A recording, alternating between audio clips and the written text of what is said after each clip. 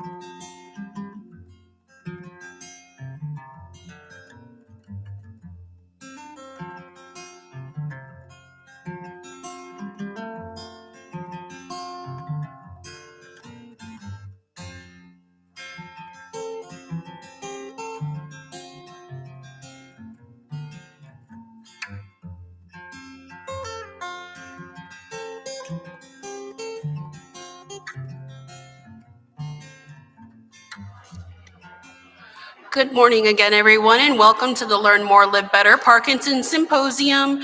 We will be starting in the next 5 minutes with a morning exercise, but more importantly, feel free to make sure that you cover the entire room. There are multiple tables over here that you can also visit and learn more about.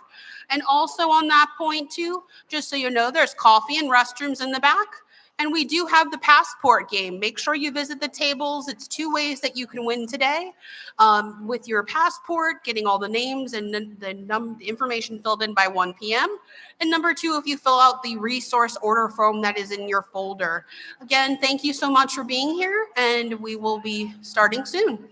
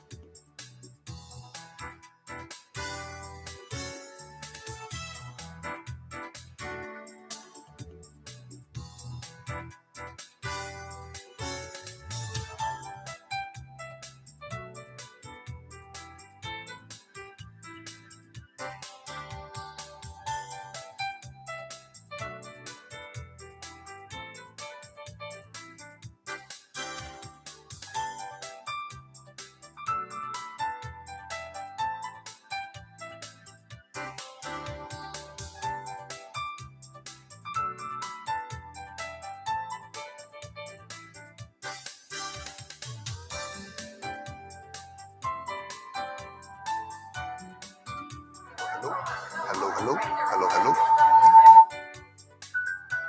Hello, hello. Testing sound. Hello, hey, testing sound. Hello, hello. Everything's good. Hello, hello. Awesome. Yeah, I will.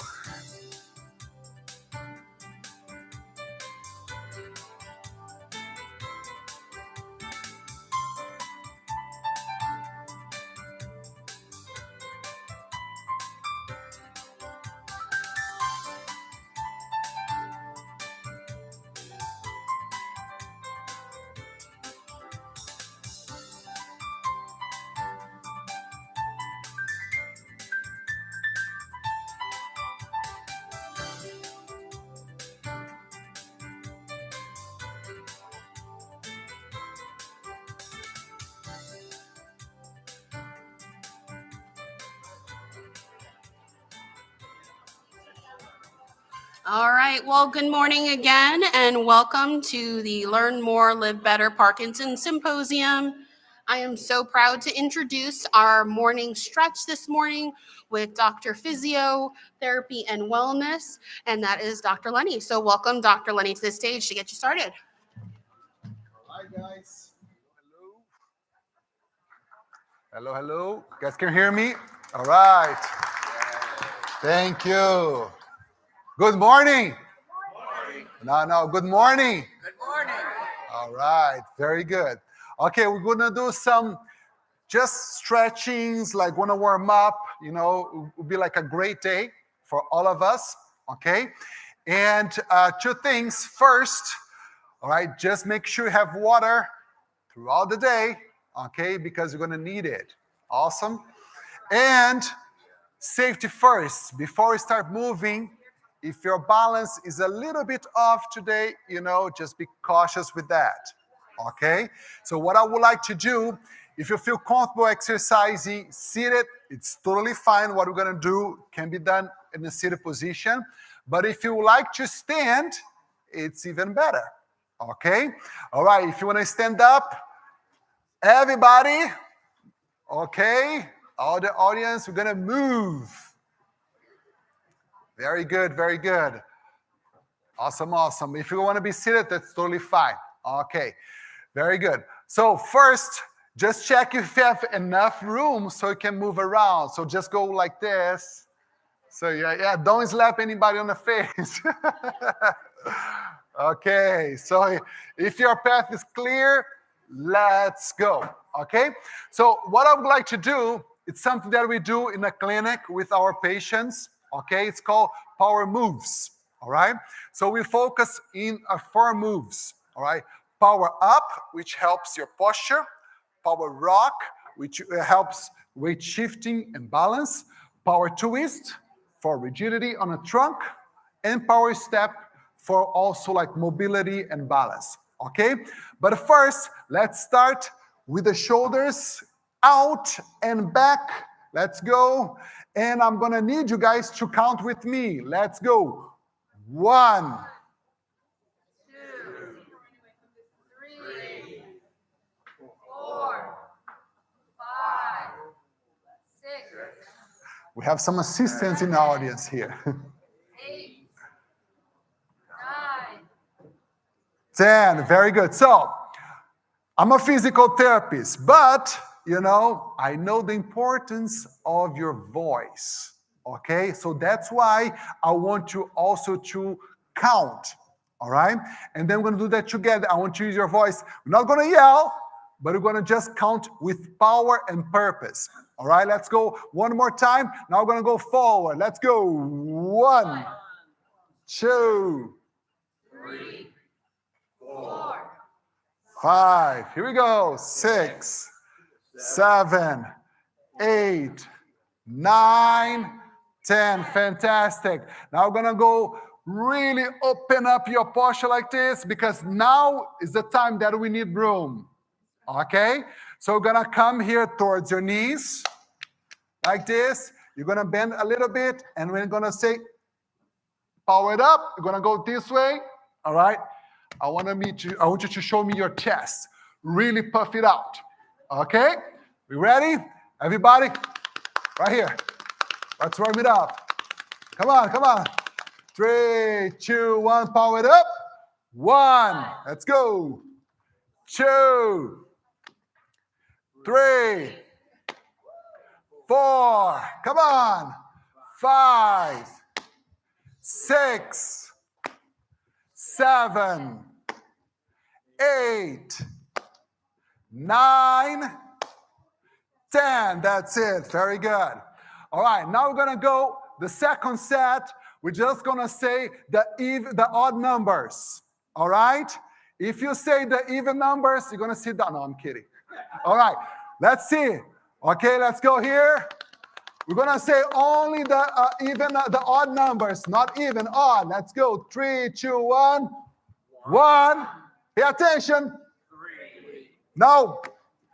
3. Silent. 5.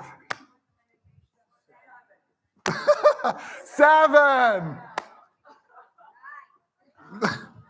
9. And? All right. Okay. Now you got the picture. Very good. Now we're going to do what is called power rock. All right. We're going to go everybody towards the left. My right towards the left. Okay. You guys ready? We're going to come up with this position here again. All right. 3, 2, 1. Open and reach. All right. All right. Check it out if you're in the right position. Very good. That way, that way. Everybody pointed that way. All right. Very good. Come back here. Again, same side. 3, 2, 1. 1. Let's count. 2. Same side. 3. 4, 5. Shift your weight towards the left. 6. Here we go. 7, 8, 9, 10. Very good. Now, everybody towards, let's see here, towards the right. You have room there? Okay, let's go here. 3, 2, 1, go. Rock. 1, 2, 3, 4, 5. How about your count louder? Here we go. 8. Come on. 9. 10. All right. Are you guys already tired? What? 2 minutes? I'm kidding. That's okay. All right. Now we're going to go do the power twist. Okay? This one, be careful. You know, we don't want anybody to fall or even hit your neighbor. Okay? So we're going to go everybody towards the left first. We're going to go that way and come back and power it up. Go there, come back, power it up. Okay? 3, 2, 1, go. 1, power it up. Twist. 2, twist. 3, 4. Here we go, louder. Power it up. Power it up. Power it up. Power it up. Very good. Rest. I know the arms can get a little bit tired just holding here, which is part of the deal. 3, 2, 1. Everybody towards the right. 1, 2, 3, go. 1, 2, 3, 4, 5, 6, 7, 8, 9, 10. Very good. All right. So we did power up, power rock, and power a twist. Now we're going to put everything together. Ooh. Ooh. All right. Let's go slow so everybody can get it. Okay. So we start here. We go powered up. Come back to the center. Go rock. Come back to the center. Go rock. Come back to the center. Power it up again. Now twist towards the left. Up towards the right. And that's it. All right, let's go again. We're not counting yet. We're just memorizing. Here, power it up. Go back. Here, power rock. And back. Power rock. And back. Power it up. Let's twist. Left, back, left, back. All right, let's start. 3, 2, 1, power it up. Back to the center, rock. Left, rock, right. Again, power it up, twist, center, twist. That's 1. Go up, very good. Rock, left, rock, right, that's okay. Up, twist. Up, twist, that's 2. Power it up, let's go. 1, good. Rock, good. Rock, good. Power it up, twist. Up, twist. 3, let's go down. Up, down, rock, down, rock, down, up, twist, up, twist. 4, down, up, down, rock, down, rock, down, up, twist, up, twist, up. 5, let's go. Up, rock, rock, up, twist, up, twist. Number 6, down, up, down, rock, down, up, twist, Number 7, up, down, rock, down, up, twist, up. Number 8, let's go. Down, up, down, rock, down, up, twist, 9, last one. Down, up, down, rock, down, up, twist, up. That's good, Raz. Woo! Very good. All right, can we do now jumping jacks? All right, good. How many minutes are we good? All right, 2 minutes. All right, now you see, like, we just did some movements. Dynamic stretchings, moving around. We're like, all right? So that's very good. So let's do this here. All right, let's go open your arms like this, okay? Let's twist and rotate. All right, let's focus now on your breathing. Breathing, center, breathing out. Rotate, center, breathing in, breathing out. Breathing in, breathing out. Stop here. All right, now what I want you to do, I want when you breathe in, like,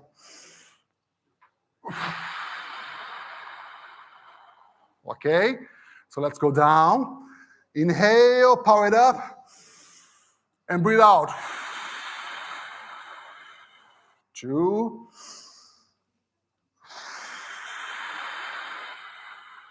3, let's go. Breathe in now. Hold and exhale. Go down. Breathe in. Exhale. Down. Last one. Breathe in. Exhale. Breathe out. All right, guys. That was amazing. Thank you so much. Very good.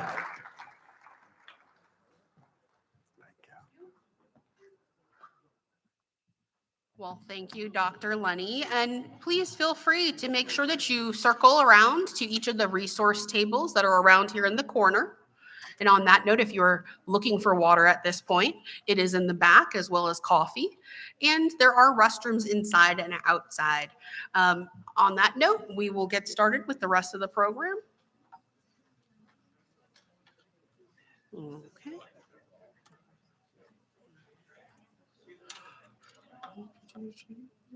Okay. So it looks like everybody's settled. Thank you again for being here today. And most importantly, welcome. I'm Jennifer DeGrucio, and I oversee community education and outreach for the state of Florida. And I'm so proud to be here with you today. And thank you again to Dr. Lenny with the Dr. Physiotherapy and Wellness, who led our stretch. You guys looked amazing. But now you can rest for a few moments. We have some great speakers lined up today. And on the next piece, we'd like to get started by, to special thank you to our program sponsors, Kiwa Kirin, Abbott, Acadia, Amneal, and Medtronic. Their support helps make programs like this possible. And please join me in a round of applause for our incredible sponsors for today. Thank you. And if you haven't already, please make sure that you visit all of the tables. There's some right here to our right, all the way around. And the reason why I say that is there are 2 ways that you can win, not just being here this afternoon and learning some great information, but also we have a passport prize if you go to the tables and get it signed off on, or if you open your folder and you see that there is the resource order form. That resource order form is a great option, not just for you or keep it for somebody else, but you can also sign up and get any book sent to your home. So just be aware of that. And I think we answered all the housekeeping items. But before we get started with our first speaker, I wanted to take a minute to tell you more about the Parkinson's Foundation and the ways that we are working to help support those living with Parkinson's disease. Everything we do builds on the experience and passion of our Parkinson's community. We bring together people with Parkinson's, care partners, medical professionals, and researchers with the common goal of improving care, supporting research, and empowering the community with resources and emotional support they need to live well. Today's program is a great example of this and how we're working to meet these goals. For tomorrow, we invest in research that leads to a greater understandings of Parkinson's disease. The next Parkinson's research breakthrough can happen in the lab at any time, and this is why we provide research grants to scientists for new ways to treat Parkinson's and stop it from progressing. We also invest in the Parkinson's Virtual Biotech, a partnership with Parkinson's UK, where we support the work of companies developing new therapies to treat and cure. I also want to highlight our genetic study, PD generation. By a show of hands, have you heard of PD generation? Just a few. Okay, well, this is a perfect time. I'm glad that I have you here then. So PD generation is a Parkinson's Foundation genetic initiative which provides genetic counseling and testing at no cost to people with Parkinson's. PD generation, participants can participate and to gain more information and advance their Parkinson's understanding as well as the science. And you can sense of control over Parkinson's disease. 1 second. So people who join the study, just so you know, they can discover their genetic tie to Parkinson's disease and that there's no long-term commitment and the participant information is confidential. Genetic testing may give you more information about your specific symptoms and disease progression, enabling you and your care team to develop a treatment plan for you. And these genetic studies can help scientists learn more about Parkinson's, including why a person's experience may differ from another. This is why it's so important to have diversity from all of the people living with Parkinson's disease, so that the diversity itself is critical to developing more robust understanding of PD and ensuring that new treatments are developed with all populations in mind. 1 second. And so if you're interested in PD generation or want to learn more about this amazing initiative to gain more insight into your personal disease, feel free to go over to the PD generation table that's over here to our left by the University of Miami, or you're more than welcome to reach out to the Parkinson's helpline at 1-800-4PD-INFO to get started so that you can hear more of your options that will work best for you. Or feel free to take a postcard on your table and save it for later. You never know, there's time and we're always here to help. Moving on from research to care, we are working to make sure all people with Parkinson's can get the care they need to live well. Our global care network is helping us to get there by offering access to high-quality PD care and providing healthcare professionals the opportunity to increase and share their knowledge. And I'd like to mention that locally, our global care network member is the University of Miami Miller School of Medicine, a Parkinson's Foundation Center of Excellence. And we're so happy that they're here with us today. And on that note, we are also with our resources. We have that in mind, as you saw today, and you can also get more resources in the back. Our resources are designed to help guide you along all stages and symptoms of Parkinson's. You can explore our website for topics, for Parkinson's symptoms, for resources specifically that will pertain to you, or research or getting involved through our website, as you can see here at parkinson.org. You can go on and click through, but more importantly, download programs or have them sent to your home. Feel free again, you're always more than welcome to scan the QR code or visit our resource order table out in the back here for more information. And now I'd like to introduce our first speaker, Dr. Henry Moore with the University of Miami Miller School of Medicine, who will speak more on non-motor symptoms and sleep in Parkinson's disease. And thank you.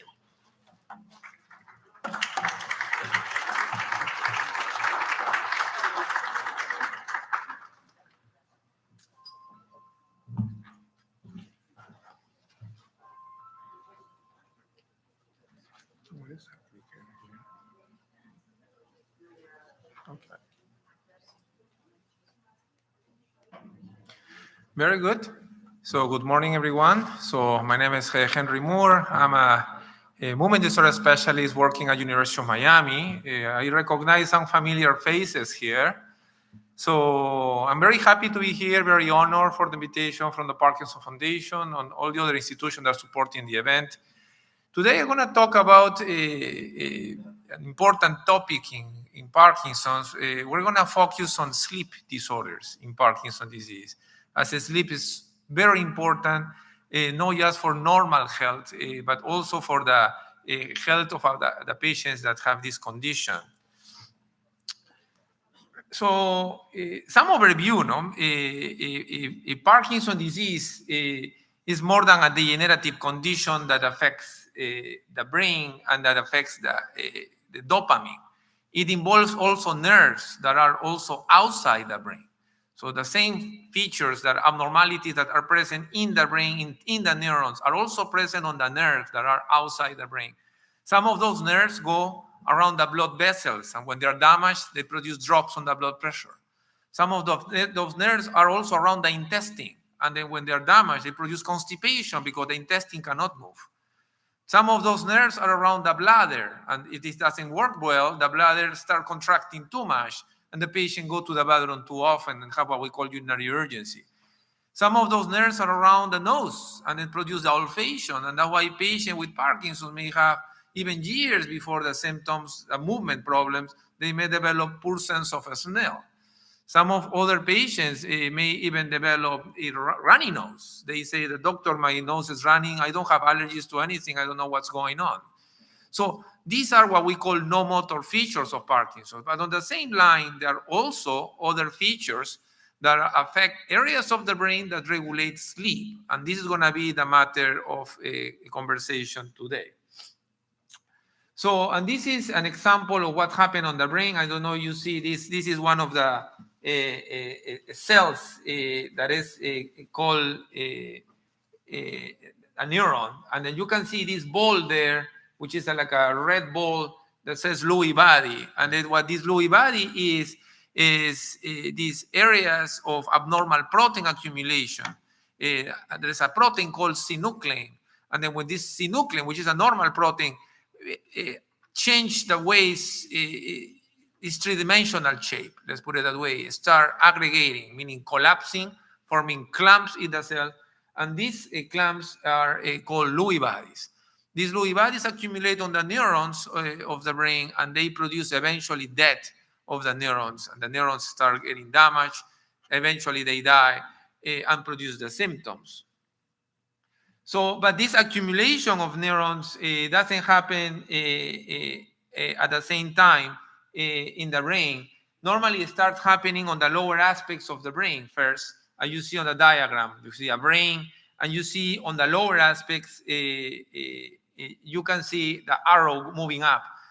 The lower aspect of the brain is called brainstem, and this area is super important because that's the area that controls the vital signs, that controls your breathing, your cardiological functions, etc. On the lower aspect, there is an area that originates a nerve that's called vagus nerve. And this vagus nerve, vagus means lazy, really, but this is nothing like lazy, this nerve. It controls all the GI system, all the gastrointestinal system, from the esophagus down to the intestine. So when it's damaged, and it's the early damage in patients with Parkinson, it produces problems with movement of the stomach, so the pills cannot move to the next area and they cannot be absorbed properly. And that's responsible, for example, for pills working on half an hour sometimes, because they are not moved properly from the stomach, but also start working, damaging the nerves on the intestine and produce constipation because the intestine doesn't move. It doesn't move the stools for you to go to the restroom. It also affects areas down on the brainstem that controls the blood pressure, and that's the reason why your blood pressure may also drop. But across the whole brainstem, the area on red down, there is also centers that produce chemicals like norepinephrine, serotonin. And when these centers are affected, these chemicals go down, and then the patients develop anxiety and depression with no reason. There is no reason to be depressed or to be anxious, and the patients have that. The disease continues, eventually reaches the cortex, meaning the higher aspect of the brain, and then eventually it reaches areas that control the back of the brain, which is the area that control the images. And sometimes patients on advanced stages, that's why they have these visual hallucinations, projections of images that they see due to the involvement.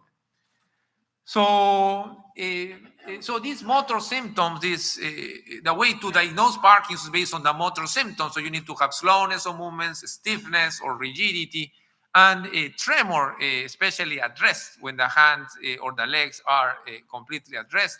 More advanced stages, patients may develop balance problems. These, what we call motor symptoms, are not just the tip of the iceberg. Underneath, there are a lot of other symptoms that we call no motor that are listed there.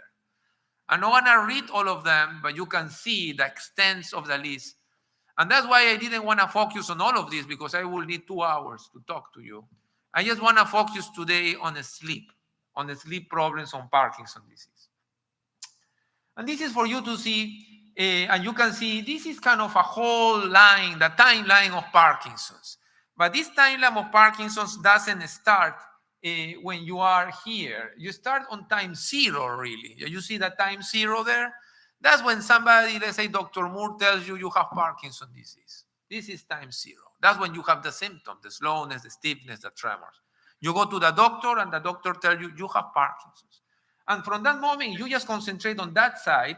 You see patients start having, besides that, urinary symptoms, orthostatic hypotension, meaning drops on the blood pressure. And then you may start having some also cognitive problems, memory issues, etc. And as disease progresses, you can see falls, freezing of gait, like meaning inability to unglue the feet from the ground, and eventually hallucinations may cure. But the disease doesn't start on time 0. That's the importance of the graph. It stands of time minus 20. Minus 20 what? Minus 20 years. Meaning up to 20 years before the onset of the symptoms, you already have Parkinson's. So we don't call it Parkinson's because we require the symptoms, so we call it prodromal Parkinson's disease. And this is a new concept because the disease didn't start on time 0, it started before. And what happened before? So why doctors don't diagnose me? Because they don't know. Because you just have constipation. We cannot go and tell patients with constipation that they're going to have Parkinson's. Most likely, most of them won't, but some of them they will. So they start having dropping on the blood pressure, urinary urgency early on. On time minus 10, you can see pain problems, especially shoulder pain, especially the pain, the shoulder is going to start having the tremor later on. Impaired olfaction, poor sense of smell. Doctor, my husband, You know, that the stove was on, it was burning something, and he couldn't tell. I was taking a shower, I came off, immediately realized that something was burning on the house. That can create a problem. Visual abnormalities, patients have depth perception problems. Doctor, my husband sits, and he doesn't sit on the edge of the chair, he sits, or he doesn't sit on the center, he sits on the edge, and sometimes he falls. So he cannot calculate the depth of the object to sit properly, for example. Sleep problems that are going to be the matter of discussion today, depression, cognitive impairment starts, and that continues. So I will just give you that perspective. We are working now on biomarkers, meaning since we don't have, in these first 20 years, we don't have tremor, rigidity, slowness yet. We're working on some other ways to diagnose you. So meaning taking some blood or maybe some CSF or skin biopsy, etc., something that we can determine that you in fact are going to develop Parkinson, and this is not a constipation like any other type of constipation, for example. So, and this is eventually where we are going to diagnose you early. Why we're interested to diagnose you here? Because means that synuclein is depositing in the brain already. So that means that perhaps if we can treat you with some treatment that may get rid of this abnormal synuclein here, we may be able to prevent the time 0, which are your symptoms, or the time plus 20 when you're already very advanced. Is that clear? Very good. So let me. Can I ask you a quick question?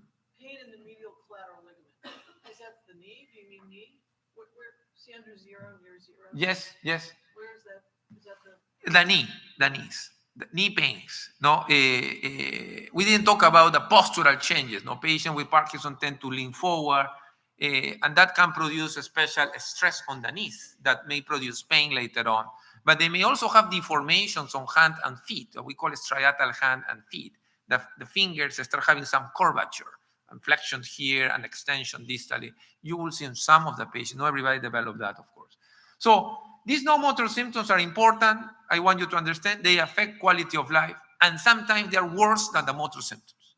I have patients on which, how was the tremor, the stiffness, the slowness? Well, it's okay. I'm taking my carbidopa, levodopa 1-3 times a day, but I have severe constipation. I went to the ER last day because I wasn't going on 5 days. Severe pain. I also am peeing everywhere. You know, I wake up 5 times at night to pee. I cannot resist that. And by the way, my was punching her on the face in the middle of the night. You see my point? I don't know if that's a revenge or something. She would need to be early in the morning, but that's what she said. So that she had a video, because really has a phone these days, fighting, screaming at night. What's going on?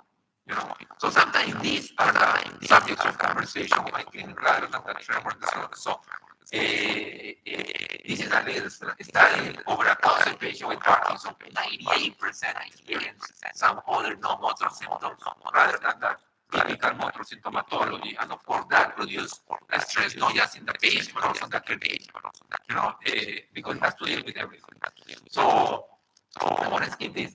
And these are the classification for the non-motor symptoms that you saw there. But I want to focus today on this portion, the sleep part. So let's go quickly to sleep. Sleep is a very important, complex, vital process that helps your body and your brain rest, repair, and recharge. And when you recharge your body, so it's very important. And then you don't have that well done. It's not just that Parkinson's going to get worse. A lot of other things will happen. So very important to have high quality sleep essential for survival. There are rare disorders in neurology on which patients, there is one called fatal familial insomnia. There are rare conditions which patients they die from not sleeping. They have severe insomnia, eventually insomnia. So that's for you to see the importance of sport, the importance of sleep. So sleep is important not just for brain function, for consolidating memory. That's when your memories get completely consolidated. Enhance cognitive function, improve your creativity. You don't have good sleep, you won't have that piece. But it also, during the night, is when you clean a lot of work to clean up the brain from toxins and waste. If this cleanup doesn't happen, then you start accumulating waste on the neurons, and that can lead to plaques of amyloid that eventually will lead to Alzheimer's disease, and that's completely proven. Mental health also helps, sleep helps to regulate moods, reduce stress, reduce emotional instability, and reduce blood pressure and anxiety later on. Also improve your physical health, your immune system, and improve your heart, circulatory function, and muscle repair. So when you don't have good sleep, you may have chances to develop high blood pressure, diabetes, heart disease, which are among the highest. Heart disease is most likely the second, one of the highest causes of death across the world. Growth also happens on kids. The growth hormones are released at night, and that's important. And of course, safety. If you don't sleep well, how you will be the next day? And you will be driving, right? And can you be good enough to sort it out the situation when the study is done? Patients that sleep deprived are worse than patients that drinking alcohol in some degree. So if we are concerned about people drinking and driving, we should be more concerned on people not sleeping well and being sleepy next day and driving and they don't drive. You don't know because there is no test. The police doesn't tell you. Good. Yesterday is good. No. Okay. Let's go to explain that situation. No, they don't say that. Right? So very good. So these are the recommended hours of sleep. I wish I would have that. Infant, of course, sleeps like a 12, 16 hours. You know that, but adults, 7 hours at the very least is good enough. Sometimes we cannot do it. Yesterday I slept 5 hours. We could have 5 hours meditation, but we try to do our best. So, but the sleep also changes over the years. And then you hear this concept of REM sleep and non-REM sleep. Are you here? Did you hear that concept before that? So what is REM? REM means rapid eye movement. So meaning if you may be able to see what happened with the eye when you're sleeping, or your eyes are sleeping, but in REM sleep, the eyes move on their own, okay, like this. You will be able to see it, you will be moving. And then on non-REM, means the eyes are not moving, quiet on the center.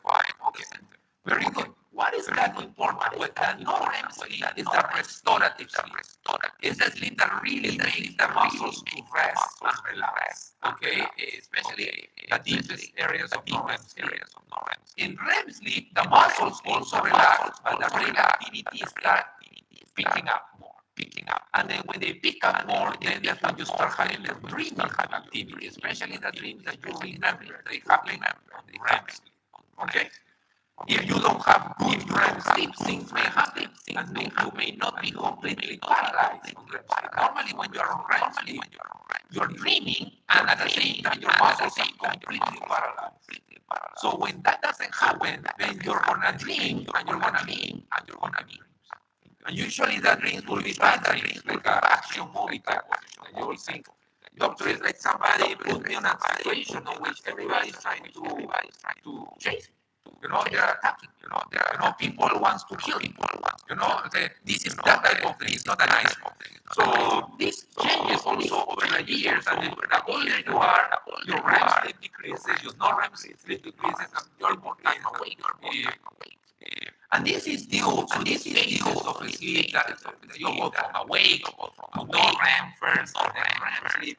It's due to chemicals of the brain. So neurons start making chemicals that keep you awake, and you have a list of chemicals there that keep you awake. But then there are also when you are starting to go to sleep, which is called non-REM and REM sleep.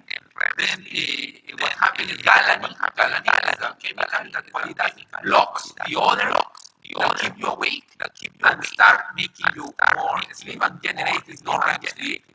And then eventually you move into REM sleep, the REM sleep with the eyes move and you dream. And then the main chemical there is acetylcholine that generates that sleep. They're generated on the brain. Remember, on the lower aspect of the brain, that's affected also Parkinson's. And also, glycine is released. And glycine is the chemical that paralyzes your muscle and it runs sleep. And that's why you're paralyzed. And if that doesn't happen properly, you won't be properly.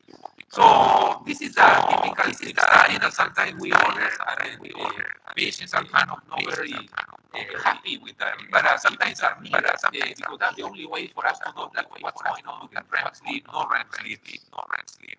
In this study, the patient goes either to a location, it's like a patient facility, but it's not really a hospital, and then you are placed with monitors on your head to monitor your brain waves, monitors on your chin to monitor your muscle activity, monitors around your chest, around your breathing to see how good or bad you are breathing, etc. And then a monitor on your finger to monitor your oxygen to see if you are breathing properly and you're oxygenating your organs properly. And with that, all of this information is transferred to a technician that is going to monitor that, and then the doctor will review it. So, and this is kind of a report that will get some waves. For that's no matter of discussion today, but that's the point is we have ways to determine if you are REM sleep or non-REM sleep or only when you have this sleep status. We cannot tell that, and we can tell if your REM sleep is normal or you have problems or you have sleep during this study. And these stages of no REM and REM sleep are rotated through the night. And then you can see here how the human being, 7 hours of sleep, he goes from awake to no REM 1, no REM 2, 3, they go to REM, and then it repeats back and forth through the night as you sleep. But the interesting thing is that the REM sleep and the REM, the blue lines, are more frequent, and you see the higher dollar line, and the early morning. So your REM sleep usually happens 2 in the morning, 2 to 6 in the morning. You're at the beginning of your sleep, you're more on your non-REM, most of the non-REM.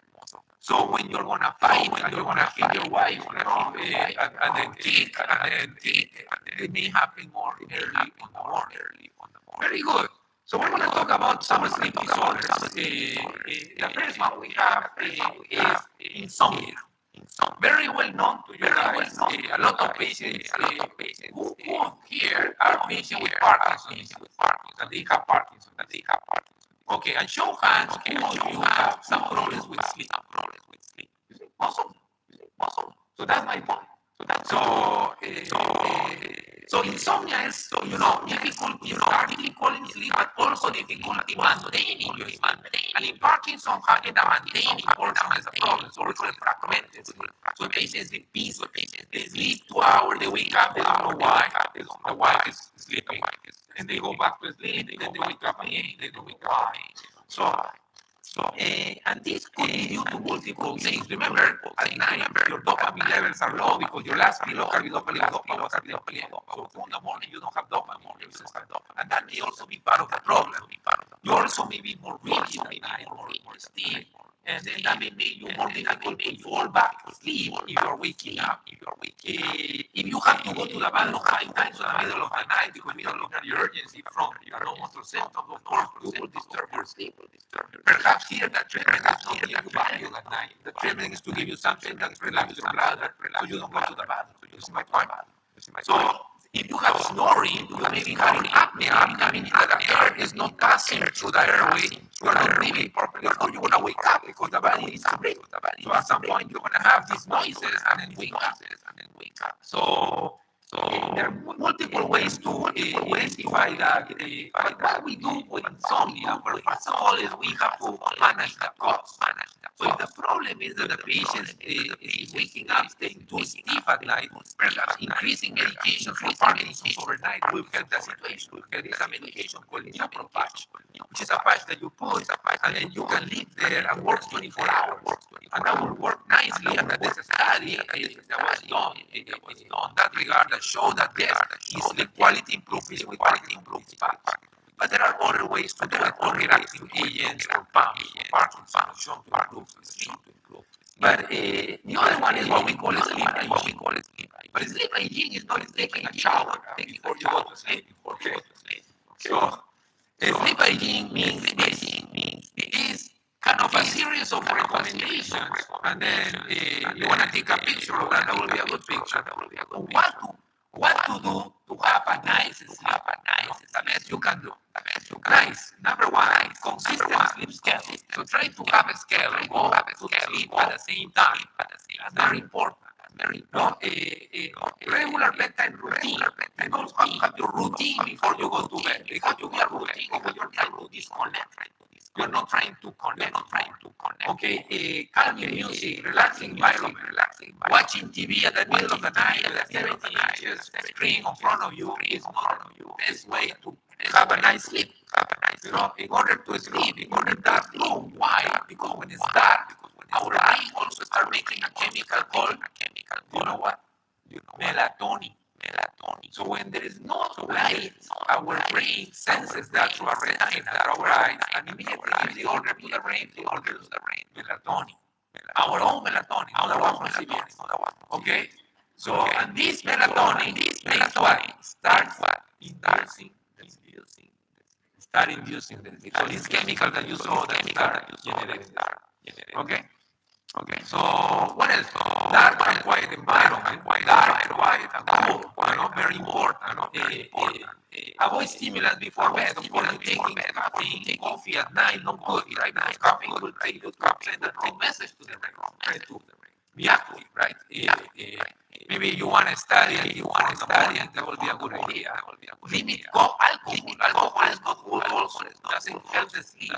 Minimize screen time before bed. Exercise regularly. If you over-exercise at night before you go to bed, your sleep won't be good. So if I tell the patient to exercise for Parkinson's, I say, yeah, doctor, from 10 to 12 midnight, I usually go and then do that bike and do that bike. The exercise has to be done. No before to go to sleep. Napping during the day, small naps are okay if you're sleepy. Manage stress. So there are multiple strategies, but the idea of showing this algorithm is that first you identify insomnia. Secondly, you try to see what you can fix. Okay, what is the cause of the insomnia? And then try to fix that cause. And if this doesn't work, then you do the first line is called CBT, it's cognitive behavioral therapy. Believe it or not, there are psychologists that can teach you behaviors to improve your sleep. And that's online. You can be done through Zoom. And we have the psychologists here that you are. If this doesn't work, exercise or work, there is something called bright light therapy that is also coming up, also being studied, on which patients are under some bright light for a few hours of the day, and that can improve their sleep quality. And then, if this doesn't work, then is that you say, well, doctor, but the pill is not going to be the value that you want. Okay, because value, clonazepam, alprazolam, all of these benzodiazepines lower your memory. And you know that may be a problem with Parkinson's. We want to give you something else that lower your memory. And all of these pills called the benzodiazepines, they also are addictive. So you start using them, then at some point you won't be able to sleep without them. So what we do is we use other medications. We are not tricking you. This is the recommendation. So we should start with melatonin, high doses of melatonin, the one from CBS. So we give you that, and then see if that you can sleep. And if it doesn't work, we'll give you antidepressant. But doctors are not depressed. No, but there are some antidepressants that they have this sleeping power also to make you fall asleep. And we use them, and we use doxepin, and we use sometimes mirtazapine also, or trazodone. You will hear trazodone. And if this doesn't work, then when we start using some sleep hypnotics, like you will hear like a solpidem, or Ambien also, I call another, but we try to minimize. So there are at least so many cases. I don't want to bother you with them, but I want you to know there are at least so many cases that I have on my menu to treat insomnia. But I would prefer not to go into the benzodiazepines, not to go into that benzodiazepines, meaning that clonazepam, Valium and stuff. Try to give you the other to avoid addiction and to avoid cognitive dysfunction. Very good. So periodic sleep-related movement disorders. Believe it or not, during sleep, you may also have the movement disorders, and sometimes moments of the legs. And there is another disorder called rest disorder. That is a pain on the neck, really, because it makes your rest being terrible. This is people that usually tells you, Dr. Moore, very simple, like I go, I come back from home, from work at 6 p.m., I try to relax, I have dinner, and then I have to watch TV, I put my legs on my couch, to relax a little bit, and all of a sudden, I start feeling all of this burning, itching, cramping, pain, numbness, crawling, something on, tingling. So I don't know what to do. So I move my leg, try to stretch, and it goes away a little bit, and it goes shortens. Then I discovered that if I stand up and walk, then the situation gets better. And then, so this is called restless legs. The legs don't want to be at rest. And this is a big problem. Some patients, in addition to that, have also involuntary movements of the leg when they're sleeping at night, that we call periodic movements on sleep. So what are the triggers? Smoke, alcohol, coffee, very bad. So you have to stop these three first to talk, before you ask me for medication. No caffeine, no alcohol, no smoking, no extreme exercise. If this is a way, then we try to identify medication that may cause stresses like Benadryl. Sometimes the sleeping aid that we take contain Benadryl and they may cause stresses. Some other medication that block acetylcholine. Sometimes even melatonin can do that. And antidepressants can also produce that. So if we can clean up the medication, then we can consider other medications. Important to know that there are other conditions that may also trigger restless legs, especially anemia. So that's why with your doctor will order a test to check your anemic and if your iron levels on the blood are normal. If your iron is low, that may contribute to restless legs and you will need iron supplementation.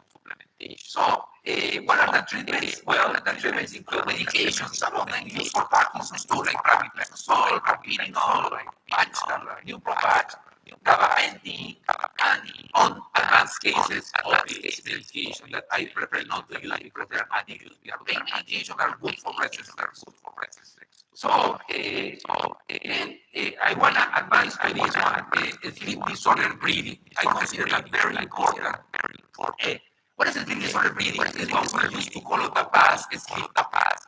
This is people that they go to sleep, and then when they go to sleep, like the tongue falls back and closes the airway.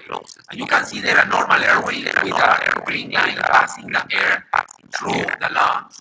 And you can see another patient in which the tongue falls back and the green line doesn't pass to the lungs because the tongue is blocking the airway. And when that happens, you can have complications like headaches next day, arrhythmias, hypertension, insulin resistance, diabetes, stroke, cognitive dysfunction. So there are problems and risk factors. People that are obese or overweight have more chances to have a patient taking muscle relaxants, anti-anxiety, antidepressants, opiates, and alcohol are also higher. And then Parkinson's disease, for some reason, is a special population because patients are really slow and rigid at night. So they may tend to have more this problem. What is the treatment? The treatment is this mask at night that's called CPAP machine. It's a machine that it's a mask that delivers air that is going to open the airway and allow you to breathe. In my cases, sometimes we use oral appliances to advance your jaw and make the airway more painful. And in more severe cases, we use surgeries. And then I want to finish my presentation with this, which is one of the important topics in our REM sleep behavior disorder, which is this lymphatic. You see that guy is dreaming that he's having a confrontation with somebody, having boxing, with somebody. But if he's facing the other way, he will see the other way. You have to understand. And that was described in patients with Parkinson's. And the important thing is that people have this sleep talking, sleep fighting. 90% of them, if they don't have a real cause for that, may develop in 40 years Parkinson's disease or something on the Parkinson's territory. So this is a marker for Parkinson's disease or something on Parkinson's territory. How we diagnose it? Well, you need to have sleep study. You need to show that while you're having the iron, with a machine, connected with a machine, you have activity of the muscle that you should not have.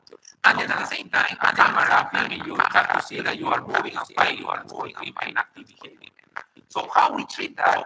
At the beginning, what we do is exclude other forms of that can confuse with that. We need to make sure that you don't have apnea. The patient with doing the apnea, they will snoring. They may also move a little bit. This is not behavior disorder. avoid medication that can aggravate the behavior disorder like antidepressants. Some of them taking, especially at night, may aggravate the situation. If the patient is moving too much, better to put a bed rest so he doesn't fall and have a fracture and injury. Clean the night table so that sometimes the patient do like this, and there's a lamp over there. And medication. Melatonin, it will be the first line. High doses though, not 2 milligrams, 10 to 15 milligrams given by the doctor. And if it doesn't work, we combine clonazepam sometimes, etc. So I just wanna finish with this. All of these sleep disorders will produce something like that, obsessive sleepiness, which is another problem. Parkinson's may be due to Parkinson's itself, or maybe due to all other problems. You don't have a good sleep. You have problems at night because you wake up multiple times to pee. You have medications that are giving you sedation during the day. You will be sleepy during the day. You have depression, anxiety, that caused by itself is sleepiness. So all of these problems should be identified. And of course, if you have sleepiness, the best way is identify why you're sleepy. If it's a problem of sleep, treat the sleep problem, and see if your sleepiness is resolved. But of course, having a good night, having a good sleep hygiene that we were talking about, bright light therapy also helps that. But of course, if you, despite all of these fixes that we do, you're still sleepy, then there are some medications that we can try. Although evidence of Parkinson's is not that great. Modafinil is the one that is used the most. It's a wake it up. You take it up in the morning and then it keeps you awake. In patients that are very sleepy. There are other medications that are like not reduced that are CNS stimulants because they may also produce arrhythmias and also apnea can produce arrhythmia. So hopefully this presentation was helpful. Sleep disorder exists in Parkinson's disease. It could be very intense. It may affect not just Parkinson, but also other problems at the heart level, etc. It's important to recognize them, take note, and take the note to the doctor for him to identify the causes, give them treatment, and for you to have a nice sleep. Thank you for your attention. Well, thank you, Dr. Moore. We're going to go around and have a question and answer. So if you have any questions to ask, now's the perfect time. Do you need to sleep first? Thank you, Dr. Moore. That was really very interesting, but I'm a little confused. One of the slides you put up had dopamine under the wake promoting column. So if you have Parkinson's, most people are on dopa that promotes wake. Dopamine is interesting. Dopamine in normal levels for Parkinson's patients. It could be needed. Have a nice sleep. So, for example, there are dopamine agonists that are given overnight with the power that may be helpful to improve sleep. On the recent study with a pump called Vialer that is now on the market, they show that patients on the pump are better sleep than patients that are not on the pump. But at the same time, too high levels of dopamine, too high levels of it have an activating effect. For example, drugs, cocaine, amphetamines. What they do in reality, they increase your dopamine levels too much.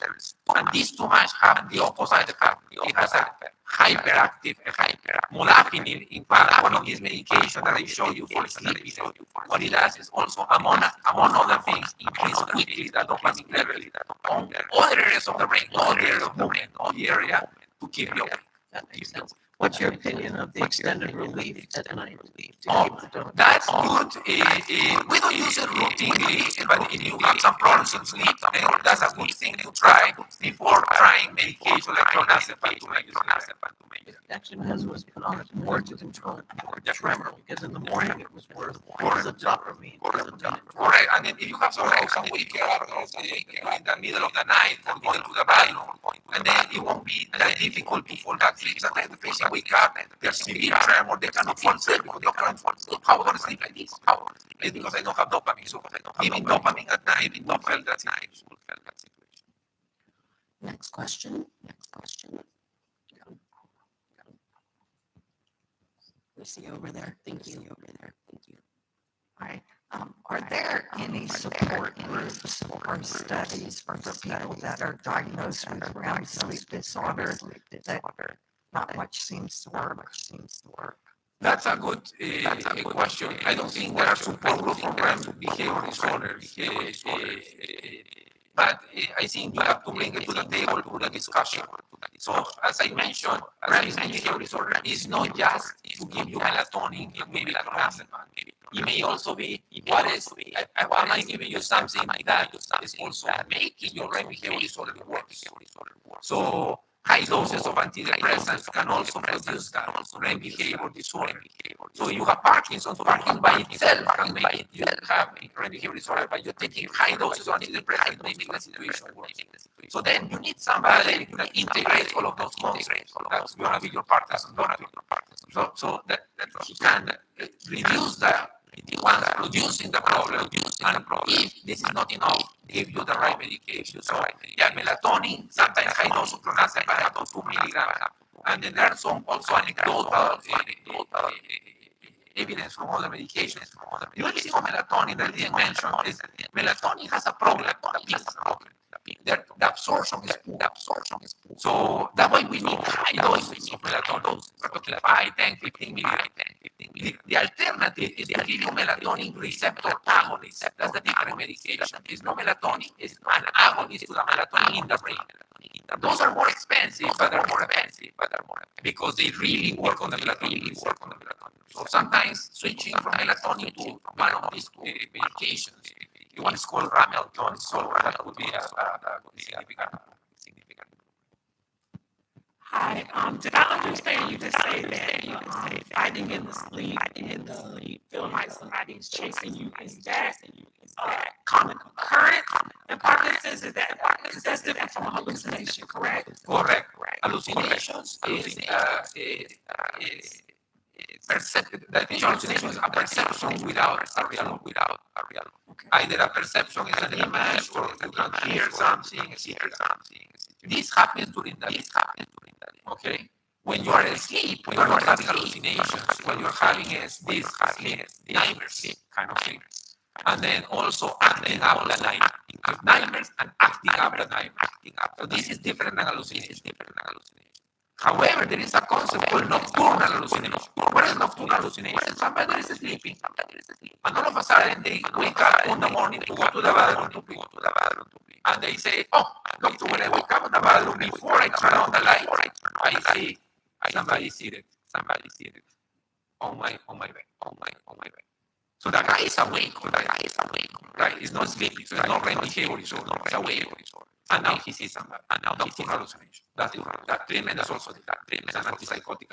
So the new plaza is for Hallucinations. So that's not for sleep.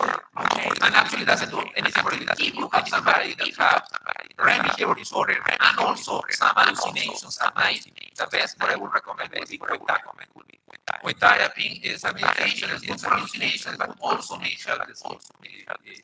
If there's some REM behavior disorder. There's some over there in the corner.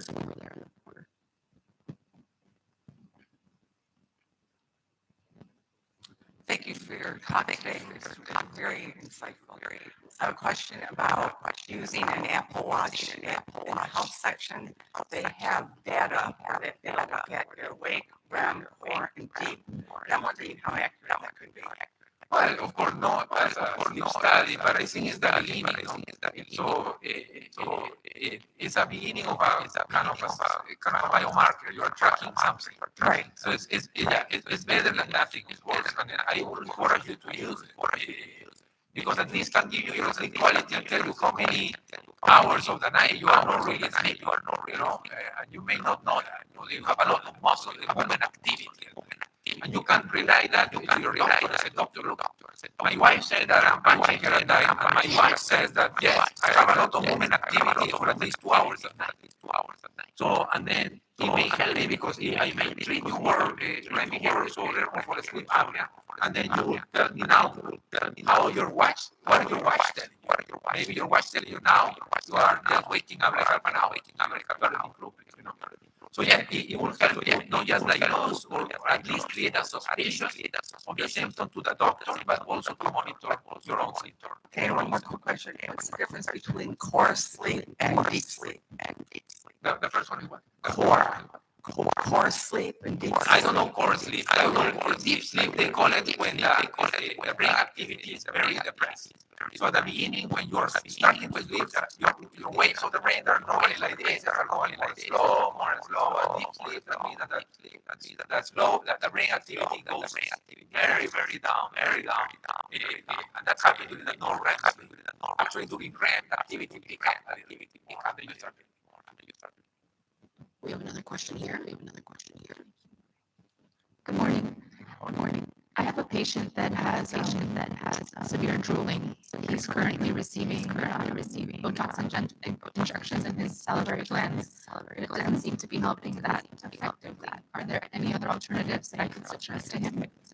Yeah, so for drooling, one of the no motor symptoms of Parkinson's, patients drool, not because they have too much saliva. In fact, patients with Parkinson's have less saliva, less saliva. You put a normal human being here, a Parkinson's patient is speaking the back the whole day. Nobody will do that. The patient with Parkinson's have less saliva, but they don't swallow the saliva, so accumulates, and that's why you drool. The treatment of choice is toxins. If the toxins are not working, I was suspicious to think, one, they are doing the injections wrong. Maybe they're not reaching the gland. Maybe the patient has some atrophy of the gland and they are injecting somewhere else. And then maybe ultrasound will help to guide the injector. Number two, maybe the patient develops resistance to the toxin. Sometimes you get resistance to the toxin over years, or 3 years. And then number three, that the situation is too severe. And then if that's the case, then sometimes we use medication by mouth. One is called glycopyrrolate. That is a medication that you can use to dry and help to dry up the mouth. There are also some drops, atropine, that sometimes we use, but those are more for early stages, not for more advanced cases. Glycopyrrolate will be what I would recommend, and also to double check if the toxin injections can be done better. Good morning, thank you.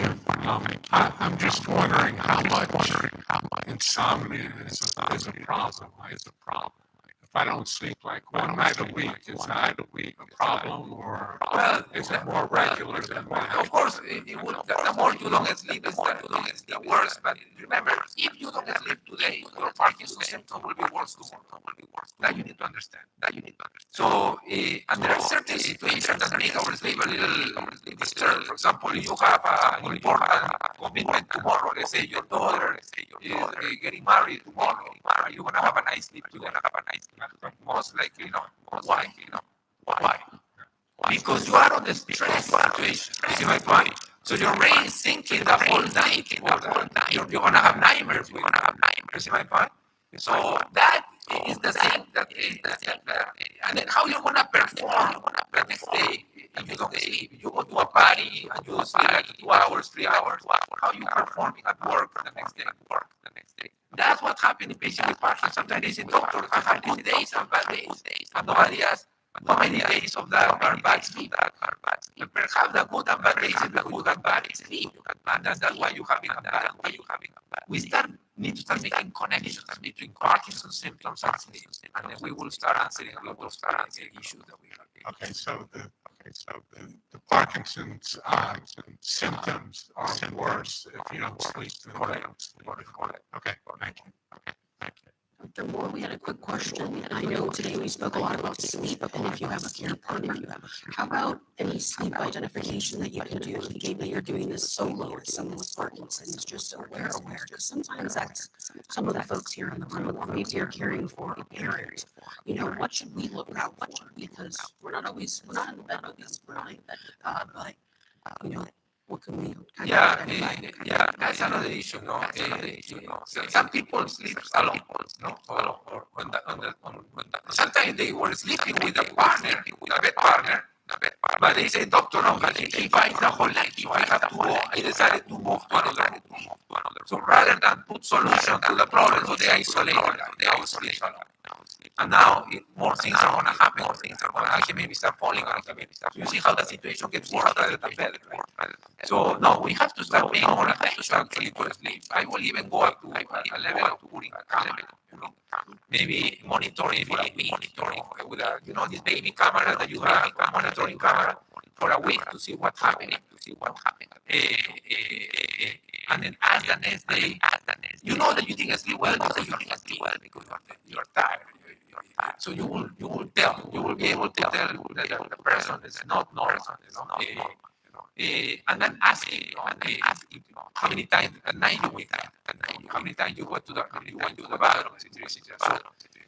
These things will give you information. But yes, rather than isolating the guys and having a sleeping problem, so it's hiding on the room by itself while having a nice sleep, I will start being more concerned and actually maybe addressing the issues, or even putting cameras. If you have doubt that you have this activity at night, that's coming up. Next question. Yes. Thank you very much for a wonderful lecture. I am a patient and I am encountering a whole world of symptoms and so forth. So I would like to be able to look at your presentation in my own. Could it be available anywhere to download? I don't see a percentage are available, but we can talk about that. Oh, I apologize. I missed that. Yes, we will be sending out the slides afterwards, so don't worry. We will send them out to you in the thank you email, so you can review them. And if you have any questions, feel free to reach out to Dr. Moore as well. Anybody else? Oh, thank you. You're great. Thank you. You're great. Coming over.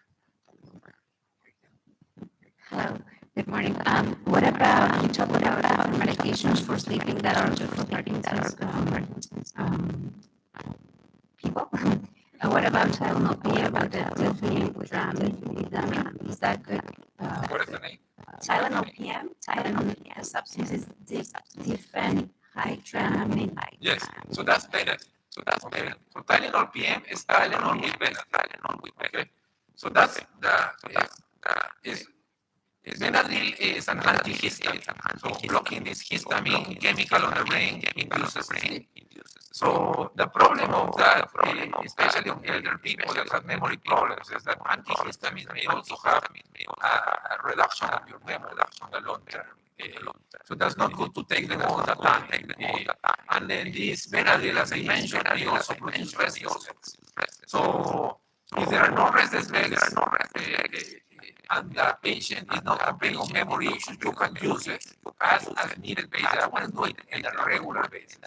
If you have to take something every day to sleep, please check the list of just the aging. You're doing something wrong.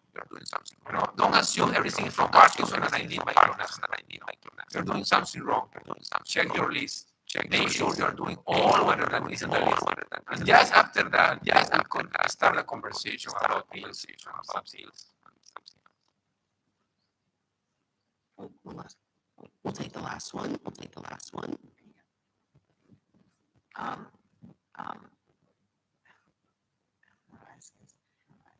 How do you feel about muscle relaxers? I go to a support group periodically, and a lot of people there are on. Anyway, they're on a form of muscle relaxant. At night? Yes. Yeah. For what? I get to bed at night. For sleep? Yeah. Yeah. Just to get rid of that. Yeah. Stiffness and Remember that the best muscle relaxant for Parkinson's is not for Parkinson's. Well, the pill. What is the best pill muscle relaxant for Parkinson's?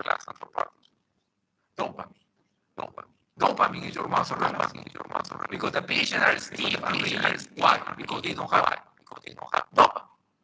So the levodopa will be your muscle relaxant or any medication that enhances dopamine. So rather than give somebody a muscle relaxant like Seril or Baclofen, that may make you sleepy the next day. Because these are the side effects of those medications. And they tend to produce more apnea. One of the risk factors for apnea is the muscle relaxant. So what I will do is, if the patient has this process overnight, is try to increase the dopamine overnight. So maybe put them on the neutral patch that 4 hours, and give them an extra dose of extended release carbidopa this night, or maybe to switch to a long-acting carbidopa. That would be your more natural, But your body has a pro body, has no dopamine. It has no dopamine. and they will you have a more nice I almost wonder if the cracks aren't going to take days off. I always wonder if it makes me worse during that time. Well, it depends on the dose. And that's, dopamine too high is activating, as I mentioned before. But no dopamine, but no good dopamine. So you need kind of the middle. No dopamine, no dopamine. Too much, activation. You need activation. So sometimes what I do is, if I track some patients, what I do is let's say 1 dose in the morning, 1 dose at lunch, and a lower dose of lower dose. So I don't hyperactivate the patient overnight. If they come with this complaint, Okay, so well, thank you, Dr. Moore. We appreciate it. Of course, and feel free to see Dr. Moore at the table over there in the corner, as well as all of our resource tables. So maybe you can get another question answered. And we're going to move on to our next presenter. One second there.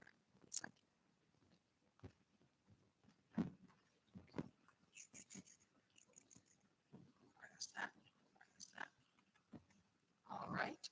And now I'm so excited to present I'm so sorry, to have Mark Barker, who is with Raw Kickboxing and Fitness, who will lead us in our next demonstration and hear more about what's going on, how you can get moving.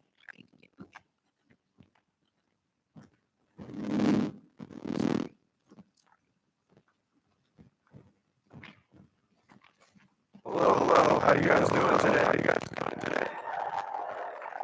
Not too good, huh? Not too good. Let's try that again. How you guys feeling today? A little better, but I think we can do better than that. How you guys feeling today? Good. All right, so as she said before, I'm here with from Raw Kickboxing and Fitness. We run over at Rock Steady Boxing. I raise a hand. How many of you guys have heard of Rock Steady Boxing before? Quite a few people. Okay, great. So I don't have to explain too much. But what we do is teach people boxing to help fight against the progression of Parkinson's disease. So what I'm going to do is give you guys a demonstration. You guys are going to join in and give you guys a little bit of a sample of what we do so you guys can see what it's like. So what I'm going to have you guys do is go ahead and stand up if you can. If you can't stand up, that's fine. You can stay seated, but please kind of sit on the edge of your chair. It's going to help. If you can, maybe push some of the chairs into the table, give yourself some space. There's also plenty of space over here on the side and in the back. It's got a lot more room for some of you if you can move around. Those of you that are more mobile, I really highly encourage finding some space that you can move around a little bit more. First thing we're going to do here is we're going to start by just going through a quick little warm-up so that we can get our body ready. Okay, so first thing we're going to do is find a spot, give yourself plenty of room, just like before. Okay, good. And we're going to start by just putting our hands on our hips. We're going to turn our head side to side. You're going to turn your head side to shoulder. Just looking side to side. If you look at your neighbor, you should be able to see him. You can also wave to him.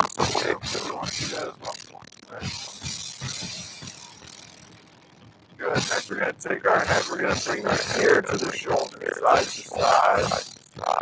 Do as much movement as you can. You don't have to force it. There. As we're going through this stretch, I want you to be aware of your breathing. So try to breathe in through the nose, out through the mouth. Nice deep breaths, and then we're going to take our chin, go down, up and down. Stretching out the neck.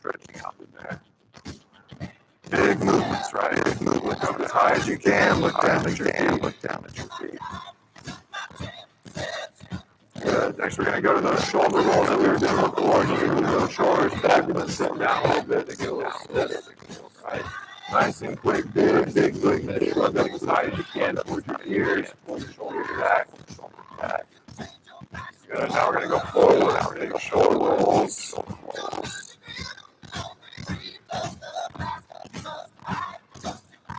Very good. All right, so next we're going to put those hands back on the hips.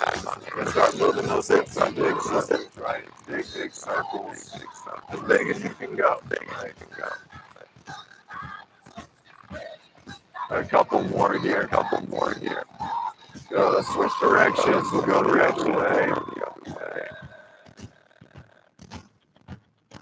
Big circles again. Focus on your breathing. In through the nose, out through the mouth. Don't forget that. Breathing's like the communication between the brain and the body.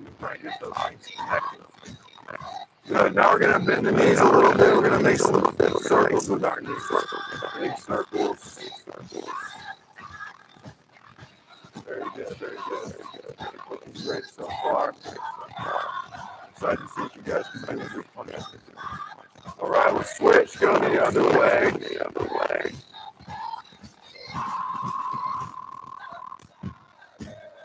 Big circles here. Big circles. Good. Now we're just going to go forward and back. Forward and back. Wake up those legs a little bit. Good. We're going to finish with our ankles. So you're going to have, if you need to hold on to something like a chair, you can. You're going to rock up to your toes. Back onto your toes. And heels. Force those toes to your head. Come up as high as you can with those high toes. Rocking back and forth.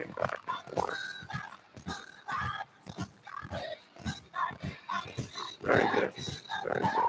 Excellent. All right. So next what we're going to do is go through our fight stance. Anytime we're fighting or boxing, we have to have a good stance. The number one thing. If you do not have a good stance, everything else falls apart. I've been doing this for years, and I see it all the time. So we got to make sure we have a good stance. So, how do we get into a good stance? You're going to start with your feet about shoulder width apart. We're going to take your dominant side. So if you're left-handed, that's your left side. If you're right-handed, that's your right side. You're going to take your dominant side. You're going to slide that foot back a little bit. We want to make sure that our right foot is to the right and our left foot is to the left. I do not want to try to put my foot behind the other foot. It's like I'm trying to balance on a skateboard. So I want to keep my right foot to the right, left foot to the left. We're going to bend the knees a little bit. Go ahead. By the way, I'm going to have some of our coaches walking around checking forms. All right, so they have shirts that look like mine, and they say coach on. So from here, we're going to place our hands by our face. So my hands are by my side. I just bend at the elbows. Hands come up by my face. Hands protect our face. Elbows protect our body. Right, so hands are up. Elbows are down. I don't want to do this. Our coaches will come by and hit you in the stomach if they see this. All right. If they're like this, guess where they're going to hit you. All right. Keep those hands here. You guys can roll up. He's going to pay for it. All right. So hands are up, elbows are down. We're in our fight stance. We're going to do some simple movements here. We're going to step forward and backwards. We're going to go on my command. So when I say forward, we're going to step forward. Front foot forward, and then your back foot. When I say back, you're going to stay back with your back foot and then your back foot. So I'm going to say forward, and I'm going to say back, Those of you that struggle with the movement, if you're sitting down or you're just standing and holding on to something, you can just pick up your feet in that order. So if you go forward, front foot, back foot. If you go backwards, front foot, back foot. The stopping is really good. Those are like the antennas to the brain. We want to send those signals. So even if you're just standing in place and stopping, that's great. If you can move, even better. All right, you guys ready? I got my coaches coming around. Hands up, ready. Forward. Back. Forward. Keep those hands up. Back. Forward. Back. Forward.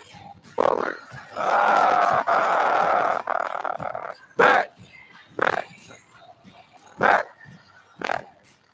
Forward.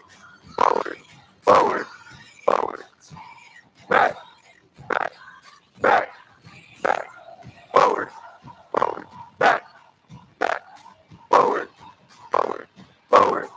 Forward.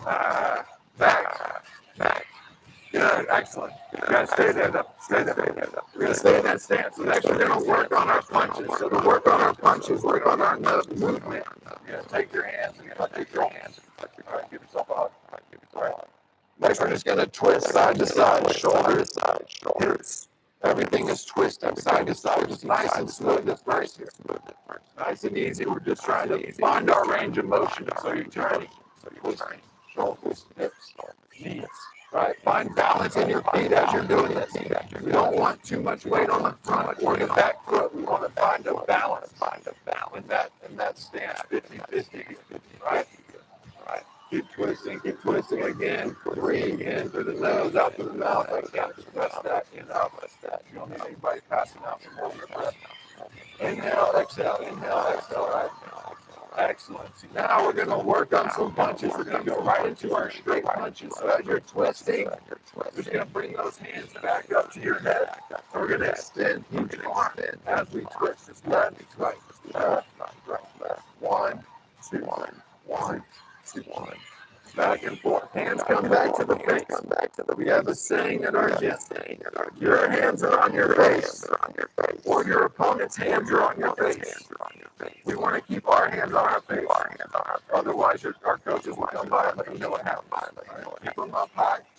Left, right, right. 1, 2, 1. Back and forth. All right, so next we're going to add in our movement. Keep going, guys. As you're punching, I'm going to call forward. You're going to step forward. Got some coordination going on here. If I say back, we step back. Again, if you're nervous of moving, just step. Right? Forward. Back. Forward. Keep it simple here. No curveballs yet. Back. Forward.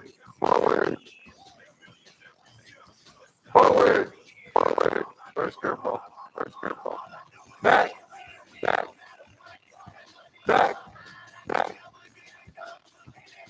Forward. Make sure you're breathing. Back. Good. Keep going here. Next, we're going to switch into hooks. Right? So these are just straight punches right down the middle. Next, we're going to throw hooks. The elbows are going to come up. I'm still twisting side to side here. And I'm still bringing my hand up to your head. Right here touches the face. I do my hook. Twist. Elbow up. Here. Turn. Go at your own pace. But keep a rhythm. Very good. Excellent. Good. Now we're going to go over our uppercuts. These hooks, they come around the side. The uppercuts come right up the middle. They want to twist. Bring the knuckles up. Elbows in, just turning side to side. Find balance in your feet. Make sure we're breathing. You guys are already tired. I said we're going to be tired, guys. Breathe. Excellent. All right. So now we're going to go through all of our punches. We're going to go straight, hook, uppercut. 1, 2, 3, 4, 5, 6. 1, 2, 3, 4, 5, 6. 1, 2, 3, 4, 5, 6. 1, 2, 3, 4, 5, 6. Keep going. 1, 2, 3, 4, 5, 6. If you want to speed it up a little bit, you can. You want to start adding your own combinations, going out of order. You can do that too. It all works. As long as you're making contact. Right. And time. Good work, guys. All right. Now, it's not over. Got a little bit more here. So, next we're going to go through a couple of commands here. This is our number system that we're using in our class. Today we're going to go to 4. Everybody can count to 4. All right. So, we're going to be in our stance. We're going to start with our 1. Right? The easy one. When I say one, you're going to throw a jab. The jab is the straight punch that we did earlier from my lead hand. The hand that's in front. My front hand. A straight line, straight back. That's my jab. So when I say one, you're going to throw that jab, come right back. We want to return the punch faster than we throw it. I don't want to leave it out there and look at it for a little bit. I want to throw it and pull it right back. You guys ready? See how quick you guys see it all the jab. In your stance, waist standing on both feet. Ready? One.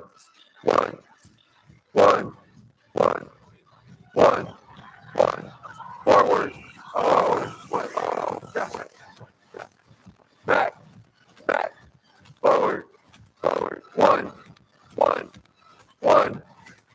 Back. Forward. One. Back. One. Forward. Back. One. You guys are just ready to punch it. Forward. One. Back. One. Good. Excellent. Now we're going to go over the two. It's two punches. Those are jab, cross is just like a jab. It's coming off of our rear side. It's our power punch. So I'm going to say two. 1, 2. 2 punches. Right? You guys ready? In your stance here. Two. Make sure we're breathing. Two.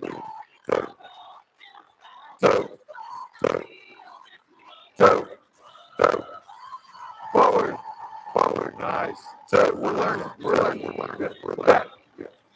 Two. Forward. One. Two. One. Back. Two. Forward. One. Back. Two. Excellent. Now we're going to go over the parade. The parade.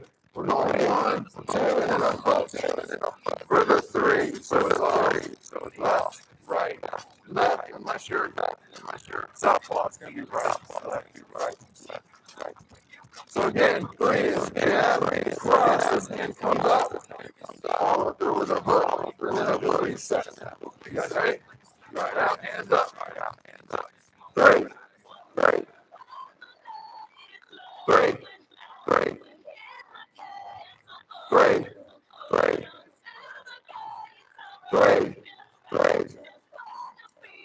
2. 1. 2. 3. 2. 1. Coaches help these people out. 3. I'm done. You guys are looking good. 3. 2. 1. 2. 1. 2. 3. Back. Forward. Back. 3. Forward. Back. 2. Forward. Excellent. 3. Back. 2. Excellent. Last one. 4. You guys will be keeping track. 1, 2, 3, 4. All right. Before we're going to add a rear uppercut. So it's 1, 2, 3, 4. Hand goes back to the head. So again, we're just going through the 4th. So in your stance, when you hear me call it out, 1, 2, 3. Right, ready? Hands up. 4. Go at your own pace here. Feel the rhythm. Twist right. 4. 4.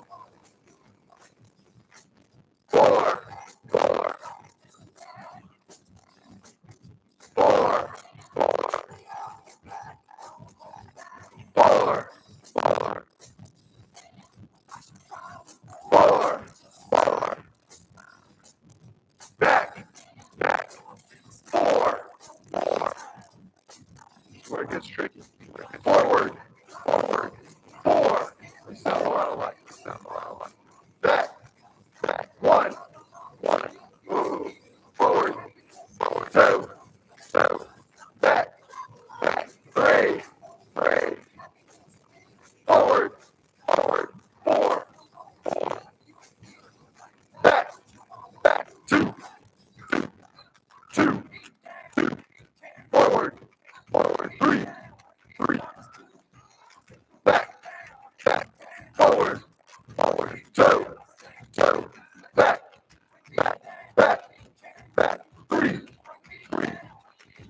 forward, back, forward, two, back, three,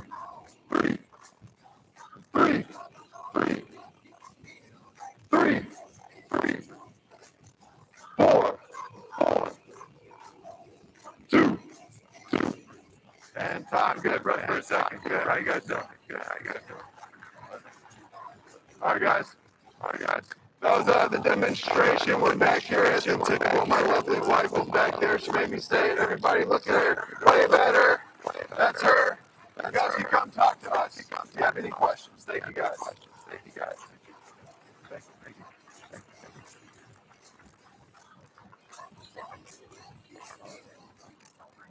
All right.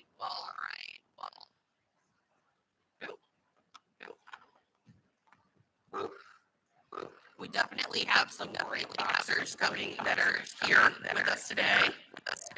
And be sure to stop by their table, as well as all of our fitness demonstrators today. Our table's over here. We're still doing our passport game, so feel free to check it out, ask your questions, and just so you know, Rock City Boxing over there, they have classes on Saturdays and Sundays, and that's not often you find that. So feel free to check them out, add them to your repertoire, and keep them busy and moving. And now I'd like to introduce our next speaker. I would like to introduce Dr. Daniel Cantor, who's with the Gateway Institute for Brain Research. And he'll be here.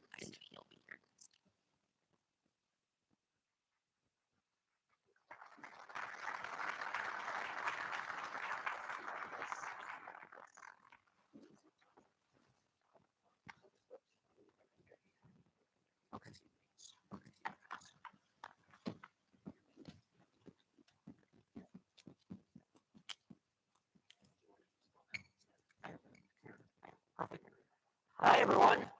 Let's hear a round of applause for the staff and volunteers of Parkinson's Sept. My name is Daniel Cantor. I am the president emeritus of the Florida Society of Neurology. I moved to Florida about 20 years ago to work for the University of Florida at the Jacksonville campus. I'm very happy to now be the Vice President of Clinical Research and Development for Gateway Institute for Brain Research. This is a brain research institute that has one mission. That mission is to cure Parkinson's disease. Not help it a little bit, not try to give a little bit more dopamine, to cure Parkinson's disease. Today what we're going to talk about is clinical research. It's important when we're thinking about clinical research to first remember, and it's very important. Sir William Osler was in 1903, who will forgive his latent chauvinism, and he said the best teaching is that done by the patient himself. He didn't say herself or themselves, but that is still true today. Best teaching is that done by the patient himself. The idea of your neurologist laying their hands on you and being able to talk to you and to explain to you, I always describe this as the most altruistic thing that people can do. You don't know us, but yet you open up your lives to us. There's something else that's actually even more altruistic, and that's involvement in clinical trials. The reason for that is that without the participants for clinical trial research, we wouldn't have any of the medications we have for any of the diagnoses. We wouldn't have medicines for cholesterol. We wouldn't have medicines for high blood pressure. We wouldn't have medicines or treatments for Parkinson's disease. People who get involved in research don't know if it's going to help them or not. And yet, despite not knowing if they themselves are going to get benefits, people are willing to go ahead and volunteer to be volunteers. It's an amazing thing. So when we think about it, what is clinical research? Well, clinical research is how we discover new and better treatments. And that means that how we can not only treat things, how we can also diagnose things, how we can also go ahead and prevent them as well. Without clinical trials, we wouldn't have any of the medications we have. And without the clinical trial participants, we wouldn't have deep brain stimulation. We wouldn't have had any of the medications that involve carbidopa and levodopa, or any of the neuromedicines that involve carbidopa and levodopa. We wouldn't have anything that we have today. And so what I hope to get across to you today is how you get involved in clinical research if you think that's something that's important to you. Why is it important? Well, without it, we couldn't understand the risks or potential benefits of any of the treatments that we have. We wouldn't be able to know if we should take something, if we should take a certain treatment, or if you should take another treatment, whether a treatment should go from the laboratory and actually reach into the clinic as well. And without these medications, without these trials, we wouldn't have had the hope that we have in so many of the diagnoses. You know, it's interesting, in Parkinson's disease, we have a lot of treatments, but those treatments are often called symptomatic treatments. Many of the treatments we have in Parkinson's are some iteration of dopamine. And that's great. We've done a great job in helping to control some of the motor, and as we heard earlier, some of the non-motor symptoms of Parkinson's disease. But the problem is that we don't yet have the disease-modifying agent. And this is not the case in everything in neurology. For example, multiple sclerosis, we have 20 plus medications that not only help people feel better, actually change the course of the diagnosis, the course of the disease. We are really close to this in Parkinson's. You can feel it, it's palpable. When you go to the large scientific meetings, you can feel in the air, and we are very, very close. Researchers and physicians from the United States and around the world realize that we are close, and that we will start to have, and once we have one, we're going to see a snowball effect. That's what generally happens, is that once we have one treatment that's able to actually change the course of Parkinson's, not just help the symptoms, that's when we'll see more medications as well. So these medications can be for symptom management, they can be for how to slow progression, and they can also lead to a cure. And that's our focus in many ways for brain research. It's not just to treat the symptoms, but to actually lead to a cure for diagnosis. For too long, physicians have been hesitant to use the C word. We don't like to talk about it in general. In medicine, we try to treat patients, but we realize that a lot of times we can't cure different diagnoses. I think it's time for us to be bolder and for us to say it's time for us to go ahead and actually try to cure Parkinson's disease. So what are the types of clinical research? When we say research studies, what do we actually mean by that? Well, when we think about it, there can be a lot of them are medication trials, and a lot of the research that goes around has to do with medications. And when you do that, you hear different phases of trials. So before a medication or any substance can go into human beings, there's a trial that we used to call first in man. Now we're a little bit more PC. We say first in human trial. And that first in human trial is when the Food and Drug Administration, US FDA, gives us permission to go ahead and to start treating people. And when we first start, we treat very few people. Oftentimes, in many diagnoses, it's not even the people with the diagnosis themselves. It may not be a person with Parkinson's disease.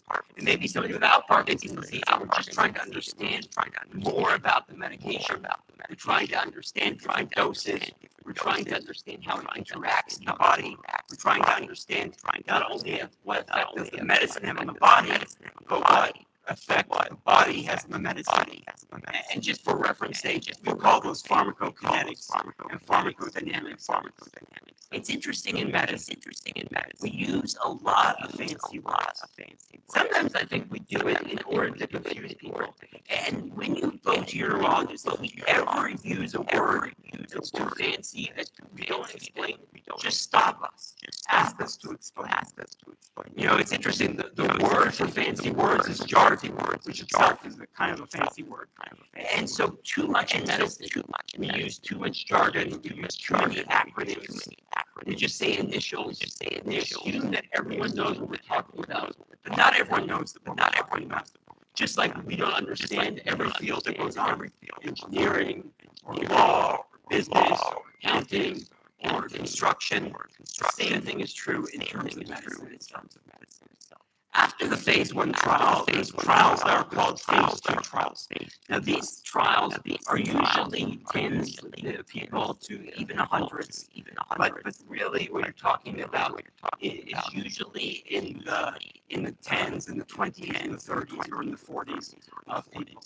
We're looking a lot for understanding side effects, and we're starting to get an idea of whether we see a hint of effectiveness.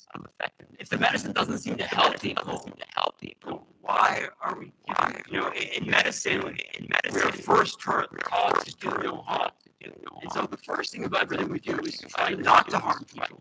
And that's what we're trying to do in research studies as well. We're giving somebody something that we don't know whether it works or not. If we knew, we wouldn't have to do the research. And in order to do that, we have to go and we have to study both in terms of effectiveness, but we have to also understand in terms of the safety as well. And then you have phase 3 trials. Phase 3 trials are the large trials. Sometimes they're called registration trials. They're called that because those are the trials that lead to FDA approval. If you are not successful in your phase 3 trials, you're not going to be making it to market. It's not a medicine that's going to be there to help you. And in those trials, you have often hundreds of people to even thousands of people. And what you're trying to understand is more about the safety, more about the tolerability, and much more about the efficacy or the effectiveness as well. After that, we also have phase 4 trials. Phase 4 trials are after a medicine has already been approved. So after it's already on the market, a lot of times we'll say, well, in the original research, we only looked at people of a certain group.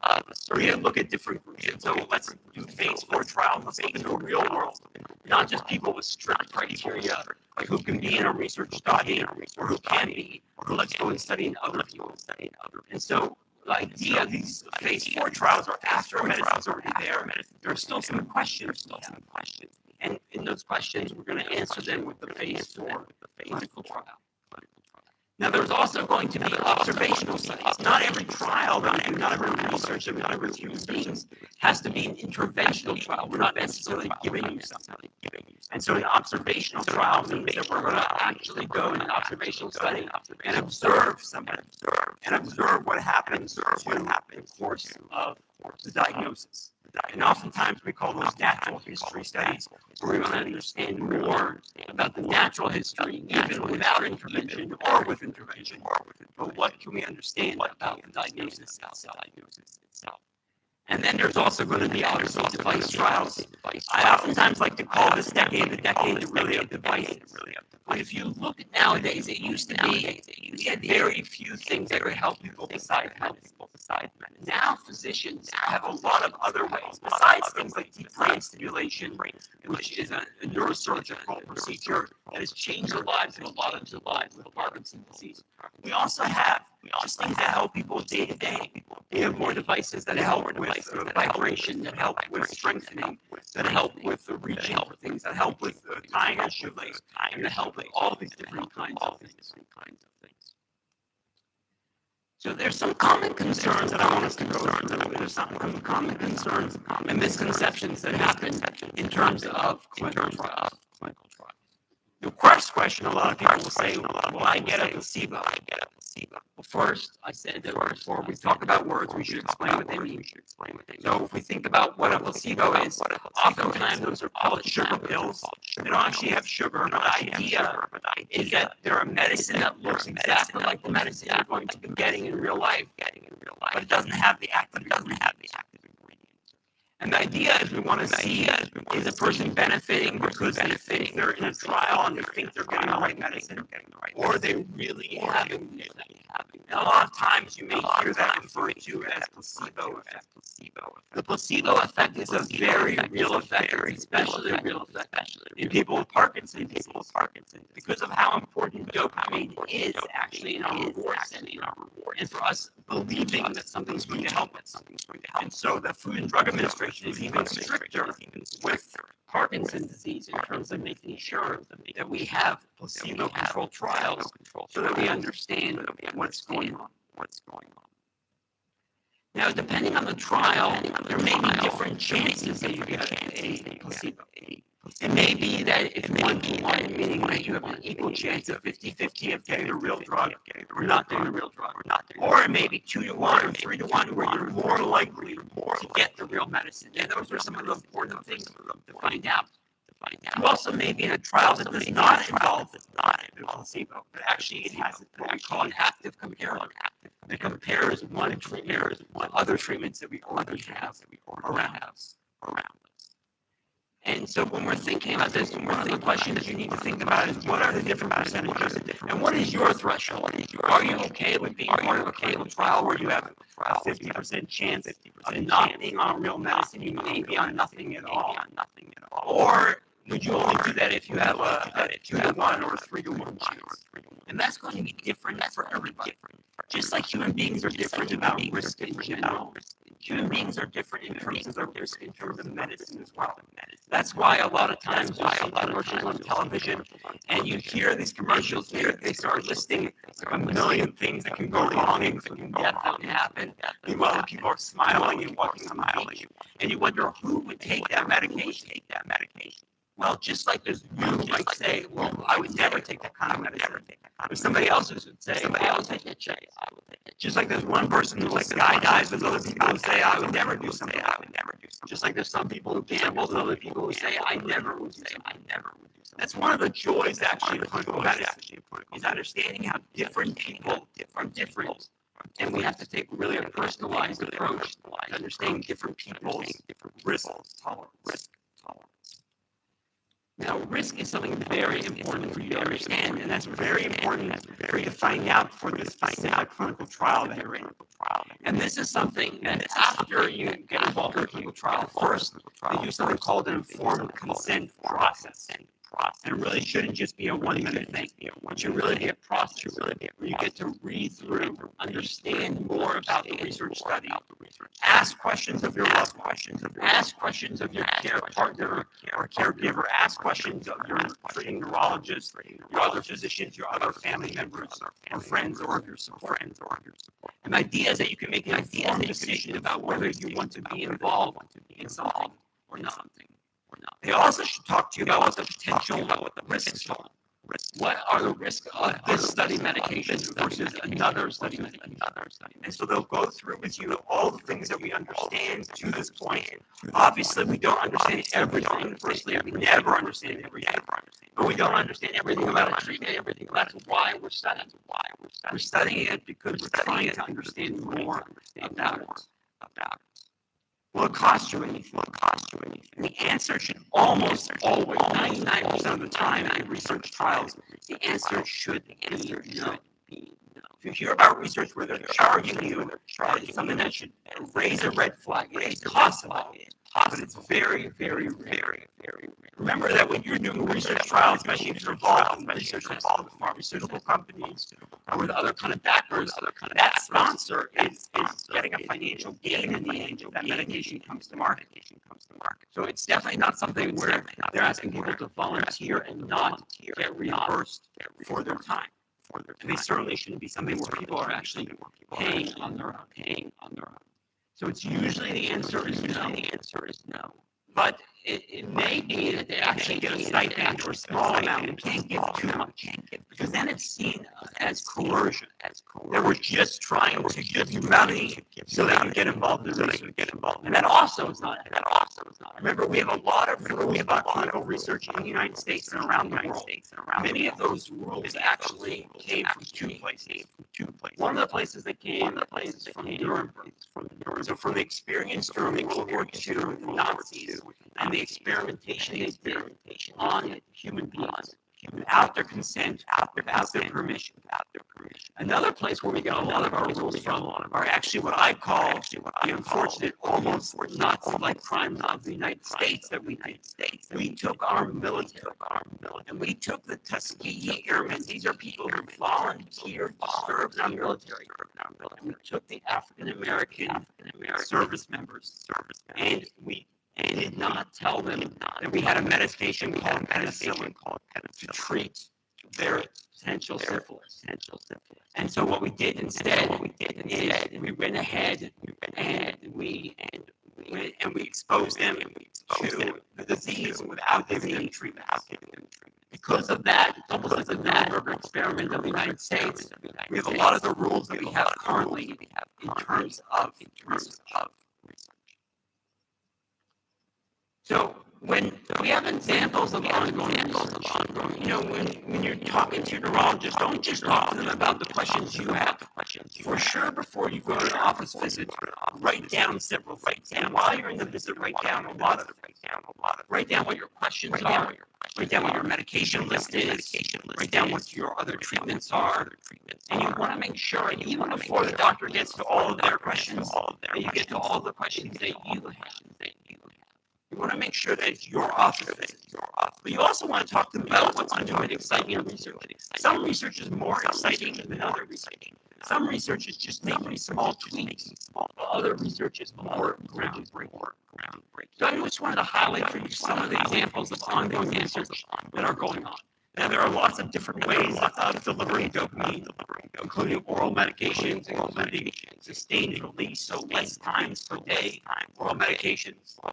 There's devices where we actually, under the skin and even into the actual gut, we release dopamine in order to help people. All of those treatments, though, they are symptomatic. They're not changing the course of the diagnosis.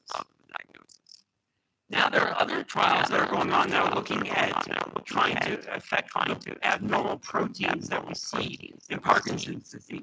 You may have heard the term alpha-synuclein. But some of you may have also heard of Alzheimer's disease. Remember, Parkinson's is the second most common neurological diagnosis of the ages. The first most common is actually Alzheimer's. And what you see with Alzheimer's is there are medicines that are now been approved by the FDA, very, very controversial, because they do a great job of reducing these misfolded proteins. They do almost negligible to maybe something in terms of actual clinical effects. And so while the trial is going on looking at alpha-synuclein, I personally think that when we see misfolded protein, that's not the cause of Parkinson's. That is almost like an after effect. It's kind of like going to a block party and seeing all the garbage bags outside and saying, well, if I clean up the garbage, I'm going to have an effect on the party inside. You're not going to have an effect on the party inside. You may clean up the streets, you may do other things, but you're not going to have that effect. Well, those trials are going on, and we're in phase 1 trials, so we will find out fairly soon. We also have other trials looking specifically at different parts of genetic forms of Parkinson's. For example, many of you probably know that Parkinson, although sometimes it goes in families, a lot of times it doesn't. And most of the time we don't find any genetic background.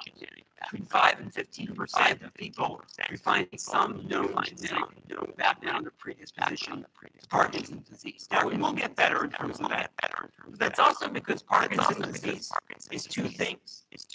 It's some sort of genetic predisposition and some sort of environmental exposure. And together, that's what causes Parkinson's.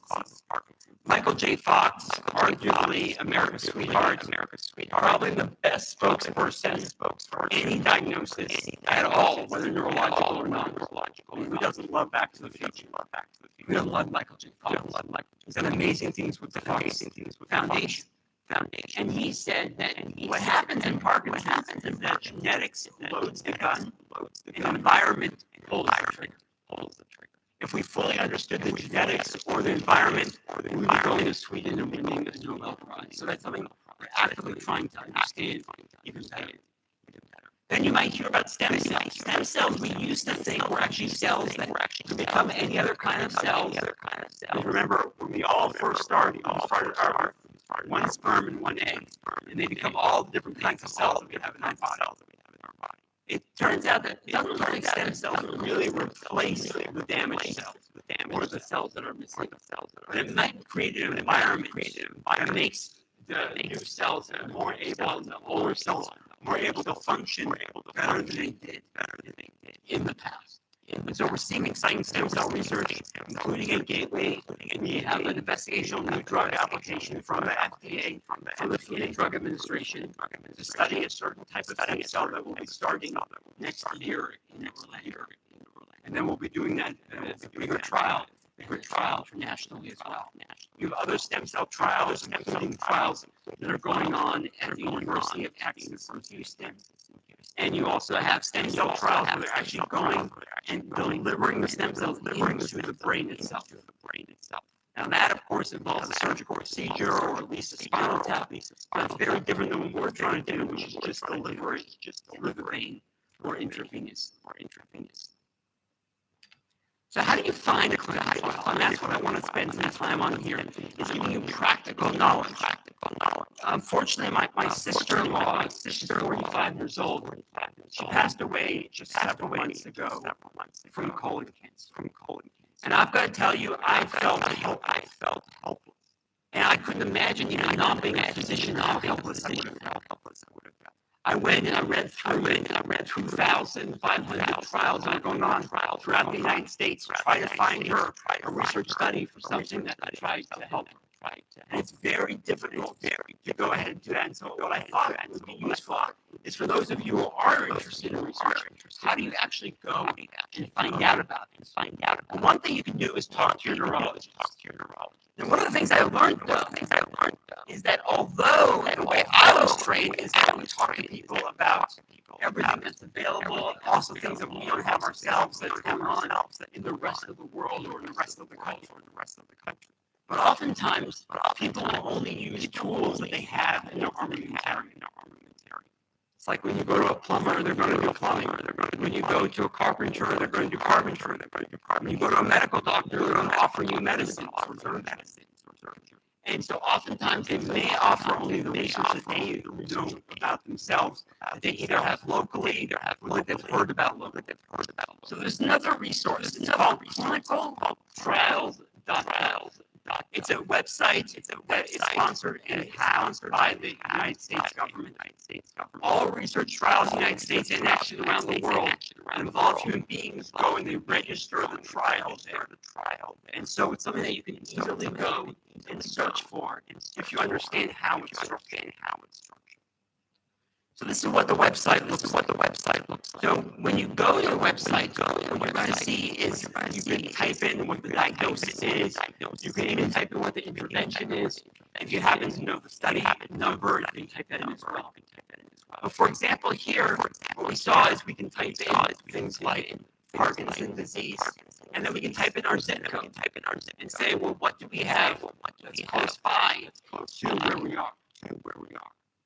We can even go ahead and once we find something in our area, we can say, well, we don't want to look 100 miles around us. We want to look 5 miles or 2 miles or 1 mile. We want to look for something that's really close to us or something that's not so close that we're going to travel for it as well. And so what you can do is you can change the actual idea of where it is, and you can change that as well. There's other things that you can do. You can go ahead and you can look at various aspects of it. You can understand more about what are the treatments that are going ahead with this trial. You can say, well, is there a chance of placebo? Is there not? Is there a medicine that you're potentially get or that you potentially won't get?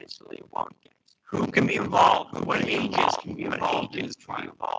There's certain parts of information, not everything about the trial you're going to be able to find out, but you're going to be able to find out a lot.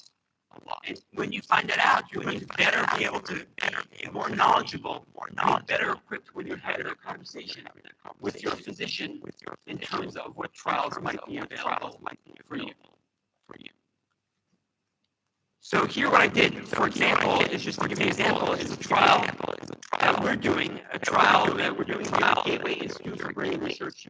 A trial going on in both Davie as well as in Kendall and 2 locations right now. We're potentially opening up other locations as well.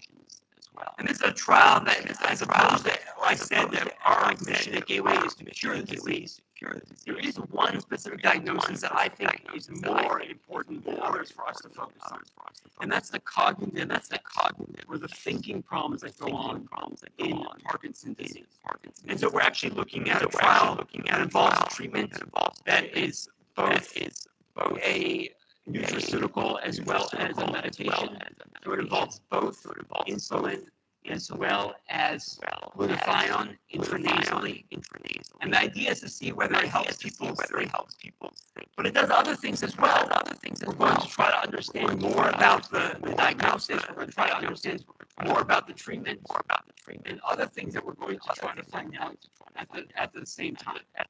So when you see the things in clinicaltrials.gov, you're going to get an idea of the study overview. You're going to get an idea of what the potential medications are. You're going to get an idea of what you can go even further and try to understand more.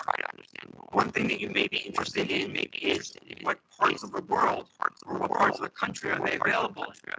And so when you go lower on the website, what you're going to actually find is you're going to find locations for trial, including a map. Pulls up a Google map that shows you where the clinical trial is available and where you can potentially be in it and how to contact people. You can contact both the sponsor, the person, or the company, or the institution, or the university, or the organization that's sponsoring it. You can also find out what's going on from the people who are actually doing the trial or the research themselves. And a lot of this information you can find on a freely available website that after using it at first is a little bit clunky in terms of understanding how to search for different things, how to find what you want to find. Because it's going to find every trial, including trials that have finished, including trials that aren't yet recruiting, trials that have completed, trials where there's results. And so what you can do is you can change a little bit your search criteria to find out something that's more useful to you versus less useful. And what you should do is take this information to your neurologist and say, there's 5 trials that are potential for me. Which one do you think is the most exciting? That's one of our jobs as physicians, is to have an idea of what the upcoming research is. And I know just as well as any other doctor that some research is more exciting and has more potential to benefit people than other research. And so when you're going through this website, you're going to go and you're going to see the different arms, what the treatments could be, what your chances of getting it. You're going to be blinded in most of these things, meaning you're not going to know which treatment you're on. Your physician or the study physician is not going to know either. And the idea is for us to understand more about the medication itself. So these are some important questions that you should bring to the team. So one of the important questions that you should say is the trial aimed at just helping symptoms? Or is it aimed at actually going and changing the course of the diagnosis? Both are very important. You may be a person who's trying to help certain symptoms. Or you may be a person who says, symptoms are nice and all. But I want to actually have a higher impact. I want to go and see what we can do in terms of change. You want to know, can you be on other medications? Sometimes in research, they make you get off of all your medications. We try at Gateway as much as possible to let people still be on their standard therapy. Because we're not trying to change dopamine in the same way. We're trying to change the actual course of diagnosis. And so we want people to still get their regular treatment most often, but we want to also be able to add something else theoretically for it as well. And so you also want to know potentially, do you have to be new to treatment? Remember from the gentleman here who said it was just diagnosed? Some trials are for people who have just been diagnosed. Other trials are for people who have been on other medications. Some trials are you can be on other medications. Other trials you have never have been on other medications. These are important things that you consider. It's going to be different for you versus for somebody else. If you're concerned about not getting any, when you go to your doctor and they prescribe something, you know what it is you're getting. When you have a placebo, you may get nothing at all, and that's why I say it's so altruistic, so giving of yourself, to be part of a research trial. Because without these heroes, and is there anyone in the room who's involved in a research trial? Who's been a participant? You know what we do for the people who have been involved in research trials? We give even a bigger round of applause to the game, even to the staff of the Parkinsons Foundation, because without these people, we wouldn't have any of the evidence that we have today. You also want to understand what your time is. How many research visits are they? How often are they? How long is the trial? You know, oftentimes we see, and we've heard here in Florida, and we have a lot of people who are still who say, well, I'm only in Florida for 6 months out of the year. So I can't be on a research trial that takes 2 years. Where you have to come in once a month. Because half the year I'm in New York or in New England. These are things that you want to understand more about the trial itself. Finally, what is Gateway? So, Gateway Institute for Brain Research is an institute with one mission, and that one mission is curing Parkinson's disease. So how do we do that? Well, we do that by starting out with in silico. We start out with mathematical modeling, and then we move to computer. And actually, Dr. Will Logan here is in charge of what happens preclinically and how we build those mathematical models. What can we understand even before we have to give the medicine to a Petri dish? Even before we have to give it to, unfortunately, an animal, a mouse or rodent, and certainly before we have to give it to human beings, we can try to understand as much by doing computer modeling as well. We also have in vitro medicine, and that's what you commonly think of when you think of a lab. You think of these petri dishes or petri dishes. People look under a microscope and try to understand things. And it's a lot more complex than it used to be. That's still basically what we're trying to do. In vivo, if you've ever heard of it, it means in life. So you're giving it to living beings. Those living beings, though, are not human beings. More and more, we're moving away in medicine in general from in vivo because animals are not the same as people. It's not just because we don't like animal experimentation, and it's not just because a lot of people say, I don't want to be a guinea pig. Well, the difference is that human beings are not guinea pigs. Human beings have the decision. They can make an informed decision. They can be involved with something, and they can leave whenever they want. The decision is always there. Unfortunately, the guinea pigs or rodents, the decision is not up to them. It's not something that's being decided for them. And then finally, we have clinical studies. Without these clinical trials, like I discussed, we wouldn't have any of the treatments that we have. And finally, like I said, our one mission is to cure Parkinson's disease. So what's our approach? We start out with this mathematical model. And when we do the mathematical modeling, we also then try to get as much as possible a personalized approach. We try to understand what's going on and actually do a lot of research when we collect blood. And then we turn that blood into even neurons. We turn them into nerve cells. And it turns out when you do that, when you turn them into what's called an induced pluripotent stem cell. So it's not a stem cell for treatment, but it's a stem cell that you're inducing, that you're making. It turns out that these stem cells act very much like the way somebody's brain who has Parkinson's acts. And so without having to go and actually get some of your brain tissue, because that's obviously very difficult. This is not like treating blood pressure or other blood pressure. We actually, our organ is an organ that's very well protected, for very good reasons. And so we try to understand more about which pathways are involved, what's going on in terms of their Parkinson's disease. At the end of this, there'll be a quiz where you'll be asked for all the issues here. But as you can see here, this is just one of the many pathways that we have, and that we understand that can be involved in Parkinson's.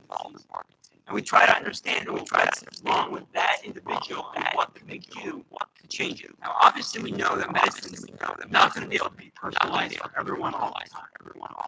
But by doing this, we hope that we'll find maybe there's 3, maybe there's 7 groups, maybe there's 10 groups, You know, this always goes down to the idea of is Parkinson's one diagnosis or is it multiple diagnoses?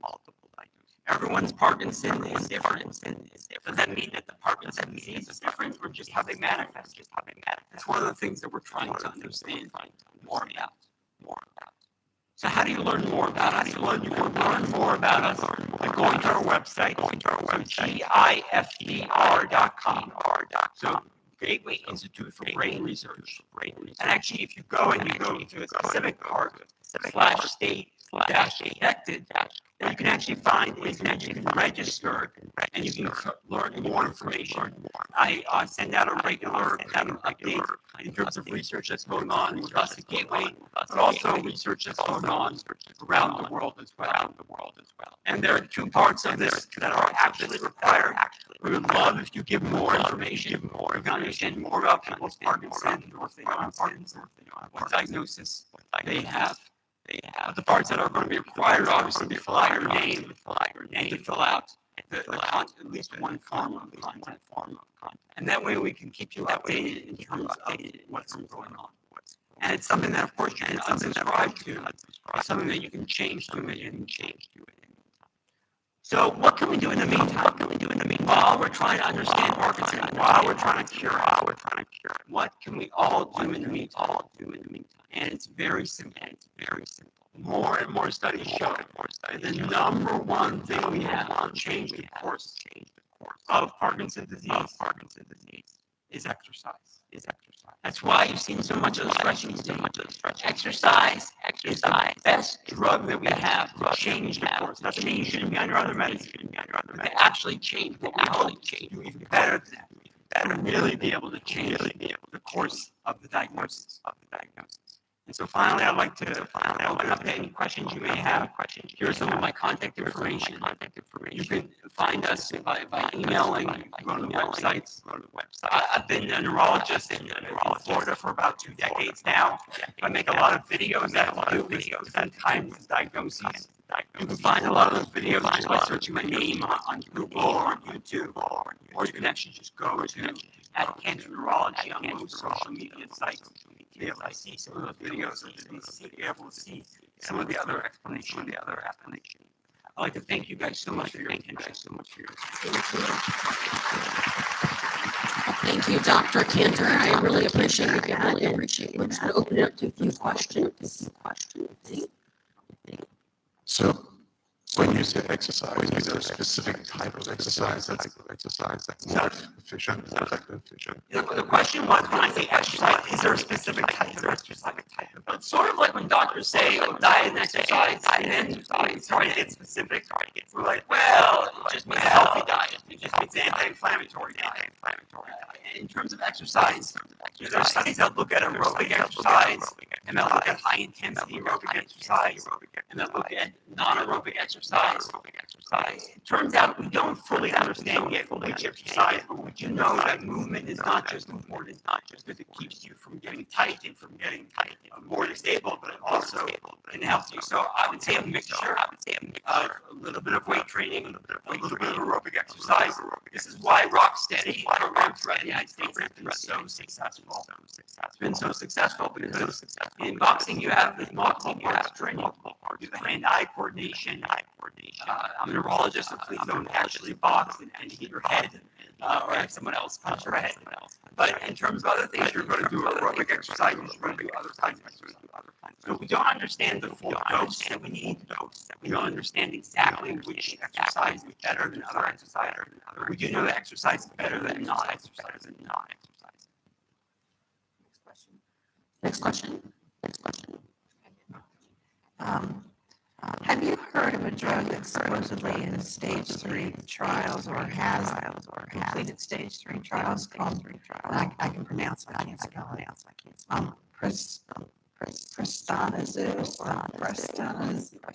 I think what you're talking about is actually the medicine that I referred to that actually affects alpha-synuclein.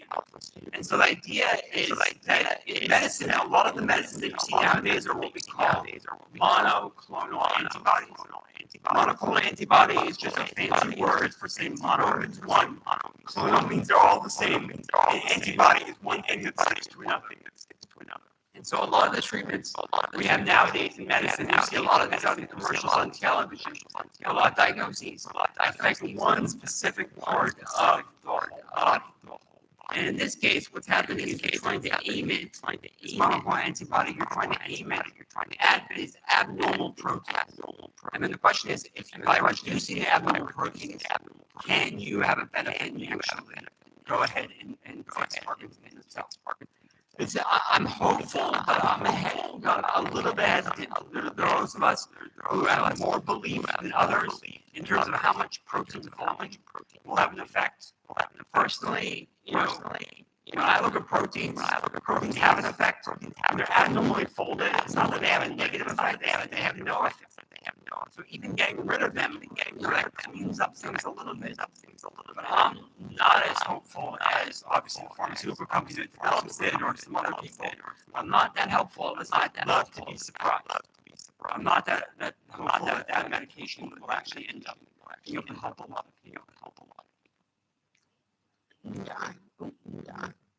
We're just seeing a last question, and I always suggest feel free to come over to the table over here. Our table's right over here. Our cameraman will answer you personally too. I'm very curious. I've been seeing a lot of literature about what the Swiss are doing with stem cell. And are you familiar with? So the question was, I've been seeing a lot of information about what the Swiss are doing with stem cells. And the question was, am I familiar with this? The Swiss are doing a lot of stem cell research. There's a lot of stem cell research going on around the world. There's a company, for example, in Israel called Brainstorm. And that medication, what they do is they're actually giving some of the parts of stem cells that they're giving, and they're trying to have an effect on multiple types of disease. For example, they have some data that shows that they help amyotrophic lateral sclerosis, ALS, or Lou Gehrig's. There's other trials on Parkinson's, and other trials on multiple sclerosis. Our approach is a little bit different in terms of stem cells. We're trying to do stem cells where we don't have to deliver it like doing surgery.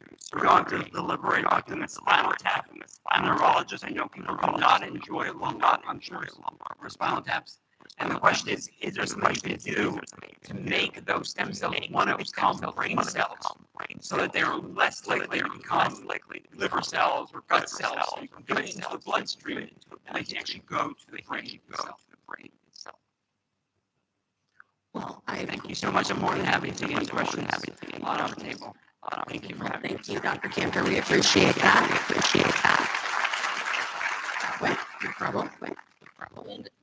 And also, just so you know, and something to be aware of as well for everybody here, yes, there are clinical trials for those with PhD, but of course, what about your care partners? There are clinical trials for that as well. So it's something definitely to look into because this journey is not a solo one. It's for care partners too.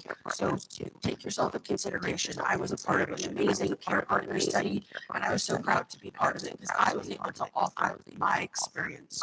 And your well-being is important as well. Clinical trials are a great way for helping us build so that we can find a cure, and we need your help.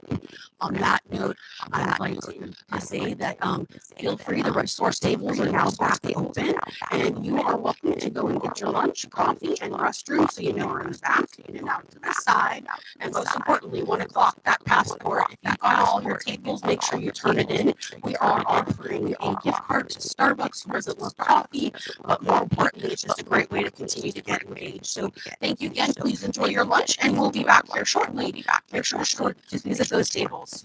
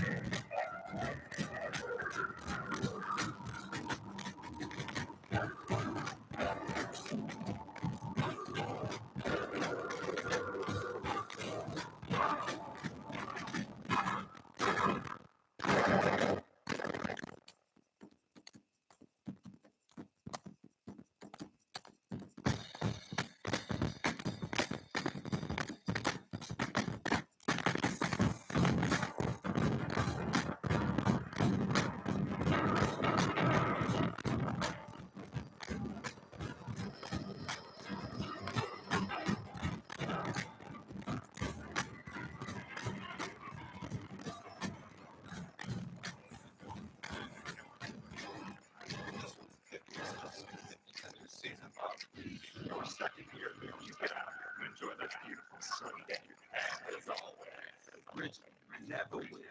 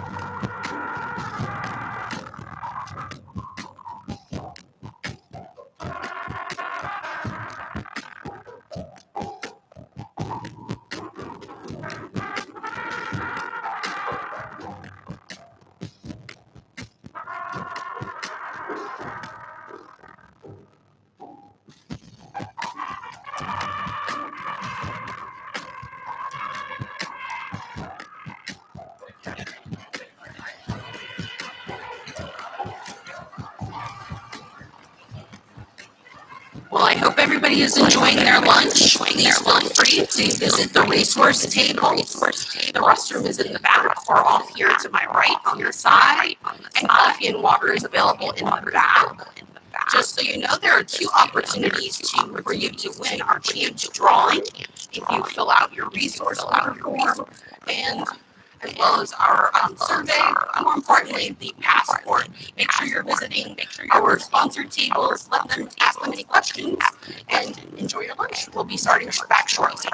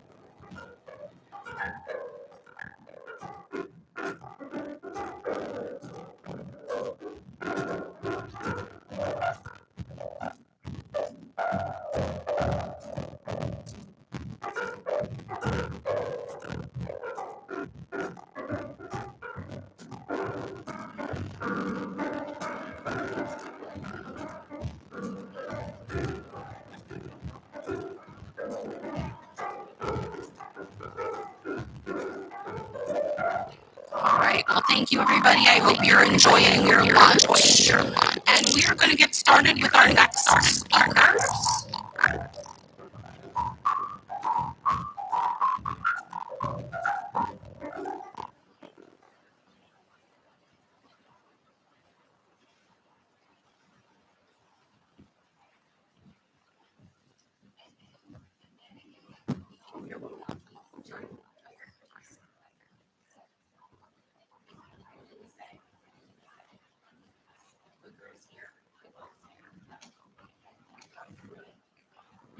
need to see your notes.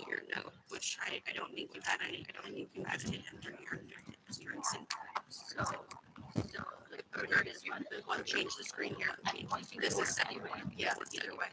And I can see what it says here. Yeah. Or it doesn't get Yeah. Yeah. I can put it right there. Hold on.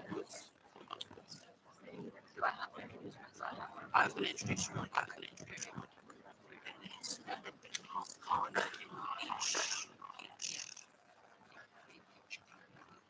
I apologize, but it's not exactly. Go that way. Okay. Go that way. Okay. Yeah, because it will. This is technology. Is this? Yeah, that's on. Yeah, that's on.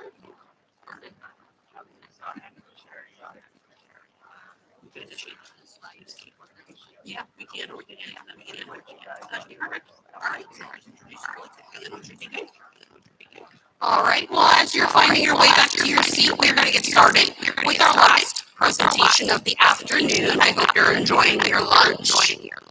And please know at 1 o'clock we will be doing that drawing. So I hope that you turn in your passport, visit all of our amazing resource tables, as well as spoken to our sponsors. Just a few ways that you can go home and win. All right.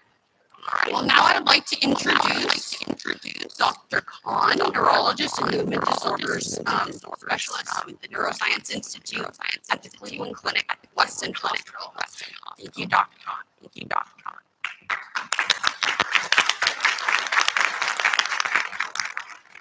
Thank you. Good afternoon, everybody.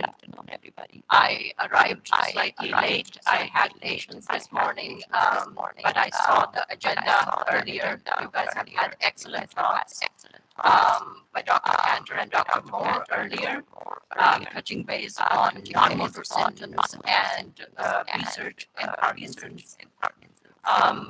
This was supposed to be a panel discussion. I have my team here, physical therapists, speech pathologists, research, and social worker. But as a way of introduction, we just wanted to run through some slides, some talks, general talk about Parkinson's. So I will go ahead and start. You probably already heard, you already know, the prevalence of Parkinson's is increasing.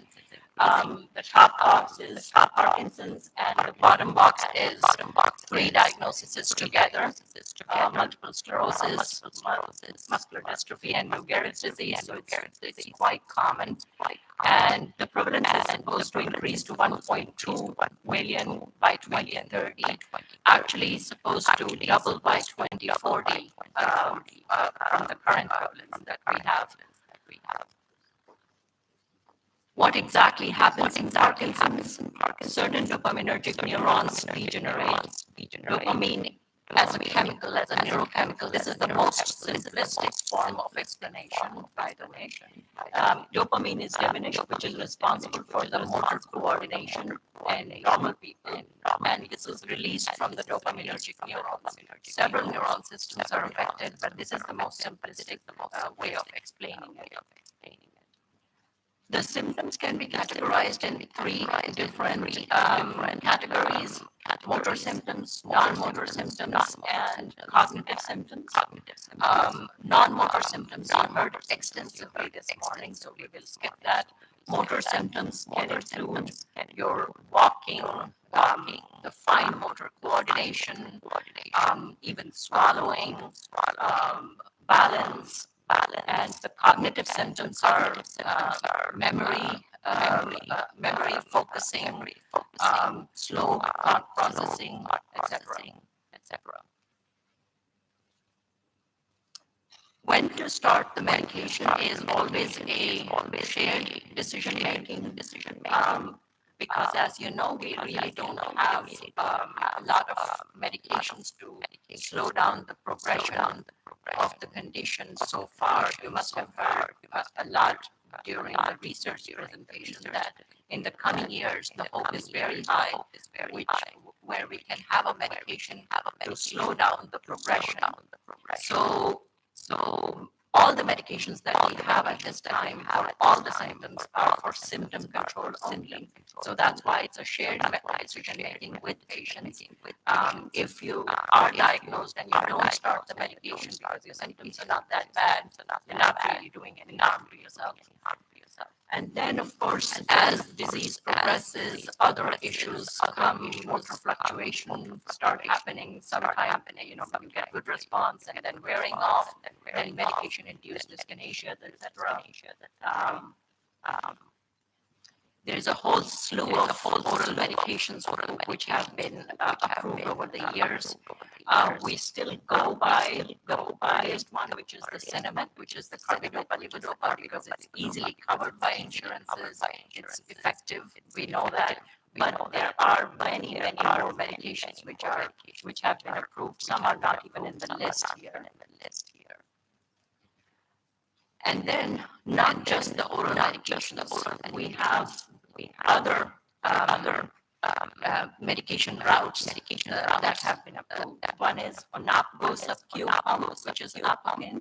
One is Vyalev, which is continuous delivery of the levodopa, which used to be the LGIG, the intestinal gel. Now it's in the cutaneous pump, which you can change every day. And then, of course, the deep brain stimulation and oral inhaler for the levodopa for breakthrough episodes and other newer medications. Deep brain stimulation. This has been available for a few decades now. So you probably already know there are small thin wires which are placed in certain areas in the brain after making little holes in the skull bone and then connected to a neurostimulator in the chest. And once the surgery is done, you program the neurostimulator in the chest to give small impulses to certain neurons in the brain to stimulate them, to control the symptoms. Who does DBS really help? This is the most simplistic form of table here. Who is the candidate who has bad off periods? So if there is a patient, if someone has Parkinson's or has been told that has Parkinson's and levodopa has never helped them, they are not good candidates. It should help them even if it helps only for half an hour or 1 hour. Medicaid, it's for bad, it's for bad. So they are getting good on time, but bad offs. It's best indicated for them.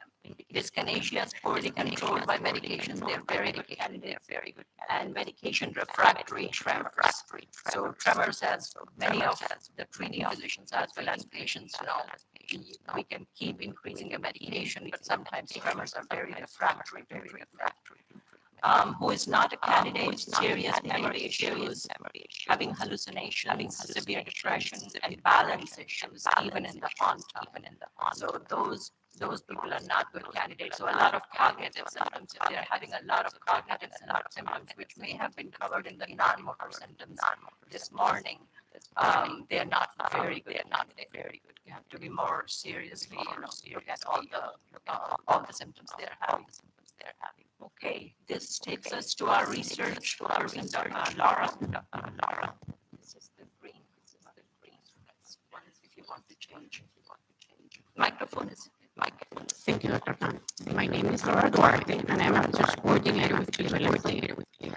I'm here to talk to you about a research study sponsored by the Parkinson's Foundation called PD Generation. The PD Gen study tries to link any clinical data with genetic data for better improvement of treatment and personalized care to patients. In our clinic, once the clinician determines the patient meets the criteria for the study, we invite the patient to explain the study in all details, answer all questions the patient may have, and then we can take a blood sample.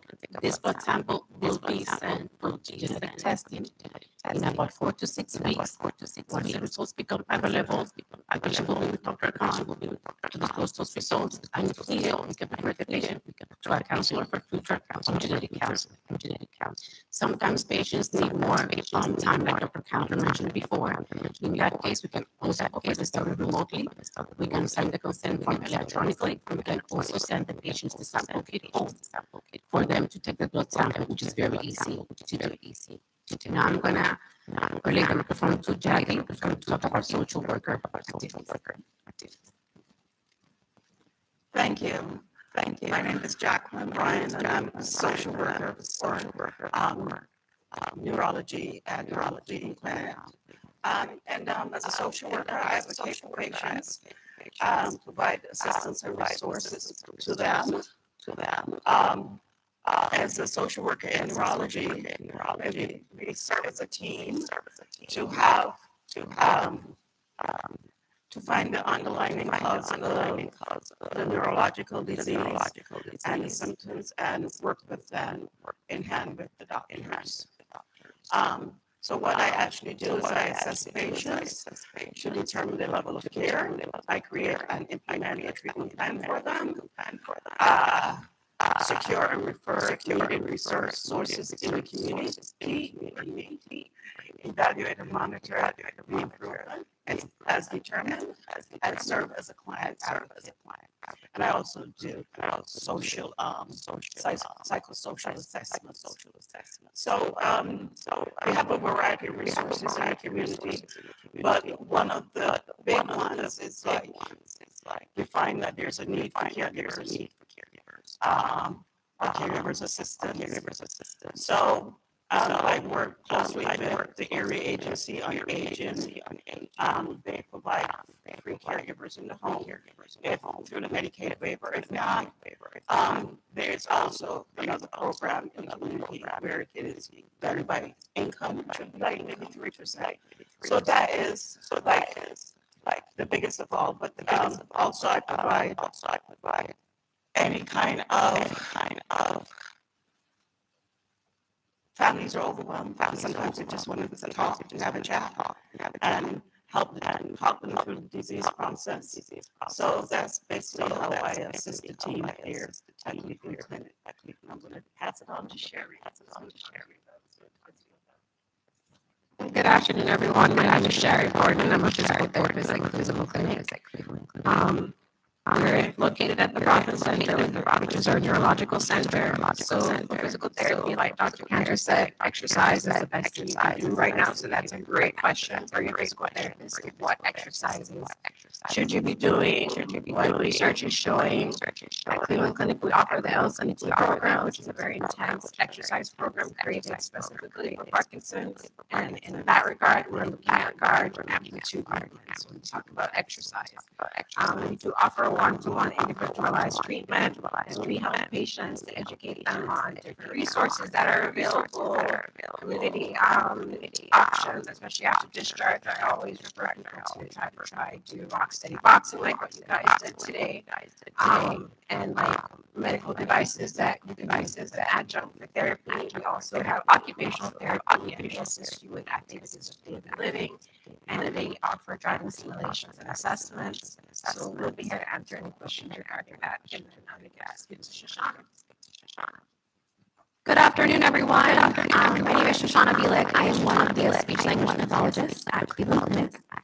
And we know that Parkinson's disease is progressive. And so we want to start early. We want to start therapy early. And so it's my role to work on speech and swallowing. I always say that we are the quality of life cheerleaders, because speaking and communicating with loved ones, as well as eating your favorite meals, are critical to quality of life. And so, at my job, I rehabilitate and help patients regain and maintain their speech and swallowing. And so, early intervention, we know is key. And we're just here to support you. We know that research tells us that early intervention for individuals with Parkinson's can preserve their voice, optimize comfort while eating and drinking, and remain engaged in activities of daily living. And so we want to help you, your loved ones, We just are huge proponents of living your best quality of life for as long as possible. And so I think we're going to move forward and just answer some questions as a panel discussion.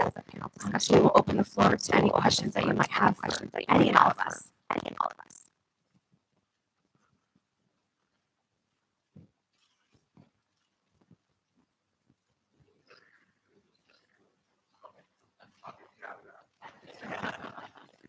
Bear with me. It's a particular disease. I have to write down. I want to look at Dr. Khan. Excellent. Welcome, Dr. Khan. She just happens to be an MDS and an excellent and empathetic person, empathetic specialist. This is not a paid promotion. Can you please say something about Parkinsonism or dementia types, if appropriate? And I want to thank you and the entire neurology department at Cleveland Clinic. And I have a follow-up question. I have a little Jacqueline. Thank you. Good question, big question. Parkinson's disease, as we know, Parkinson's disease is, Parkinsonism is like, if I say trees, all the trees that we see, and then Parkinson's disease is a very specific type of coconut tree, let's say. And then we have, other types, atypical Parkinson's, some of them would be associated with dementia. Having said that, Parkinson's disease itself, in the non-motor symptoms, this morning you must have heard there's a major portion, 50-60% of people can have Parkinson's disease dementia as it progresses. And then in the Parkinsonism spectrum, Lewy body dementia and other cortical basal ganglionic degeneration can have some dementia. So there's a lot of overlap. And now we haven't even touched the Alzheimer's yet, which has nothing to do with Parkinson's. So there are symptoms which are very specifically written in the books, and then we have the real people who have overlaps of different types. Does that answer your question? Yes, that was very good. Thank you. That was very good. Jacqueline, emailing a lot. Emailing Jeffrey, sure. I'd like to know how we can set up an appointment with social workers. If I can see one. It all depends on the social work department. I am neurology, so I can call you. I usually will talk to patients on the phone. But if you want to talk to me virtually, or if you want to come in the office and speak with me, I can make exceptions. But I usually call patients. Yeah, I just happened to send you an email about this morning. Absolutely. And also, I forgot to mention that we do have a Parkinson's virtual support group. It's on every first Thursday of the month, from 3 to 4. And I welcome all of you to be participants in that. Thank you very much. Thank you. Very much. My question is to Shoshana.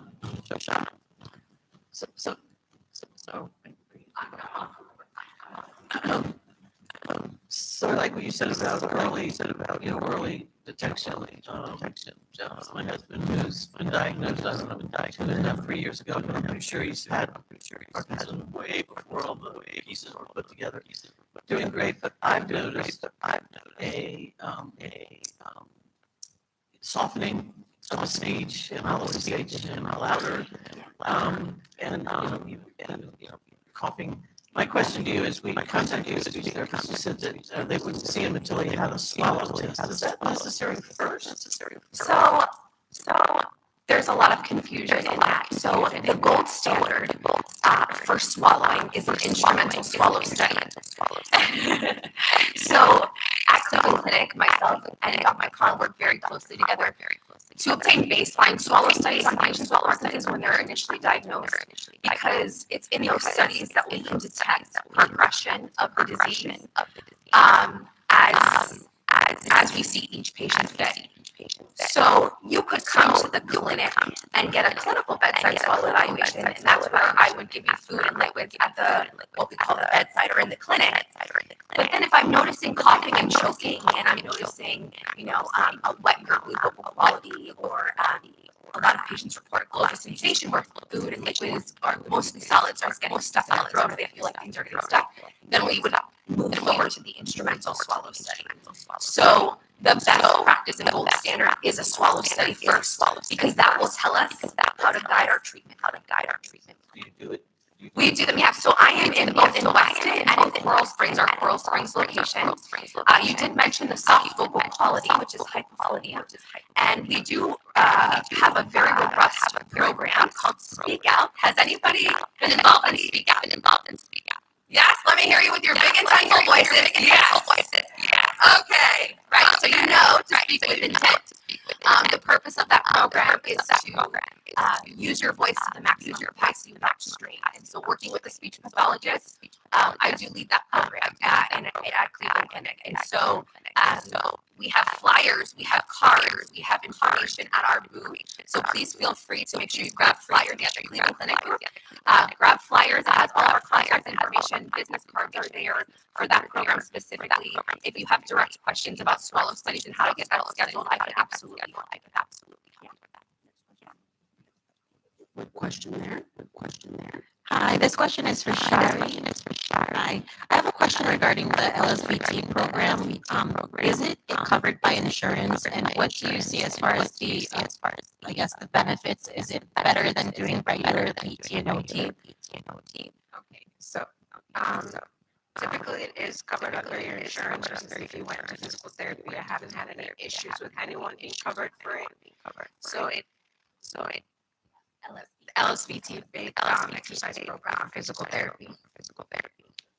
So Lisa from a voice therapy, but they created a program for speech initially, and then they branched out and did a program specifically for physical therapy. So it is a physical therapy, but it initially started when it was first invented, it was voice therapy.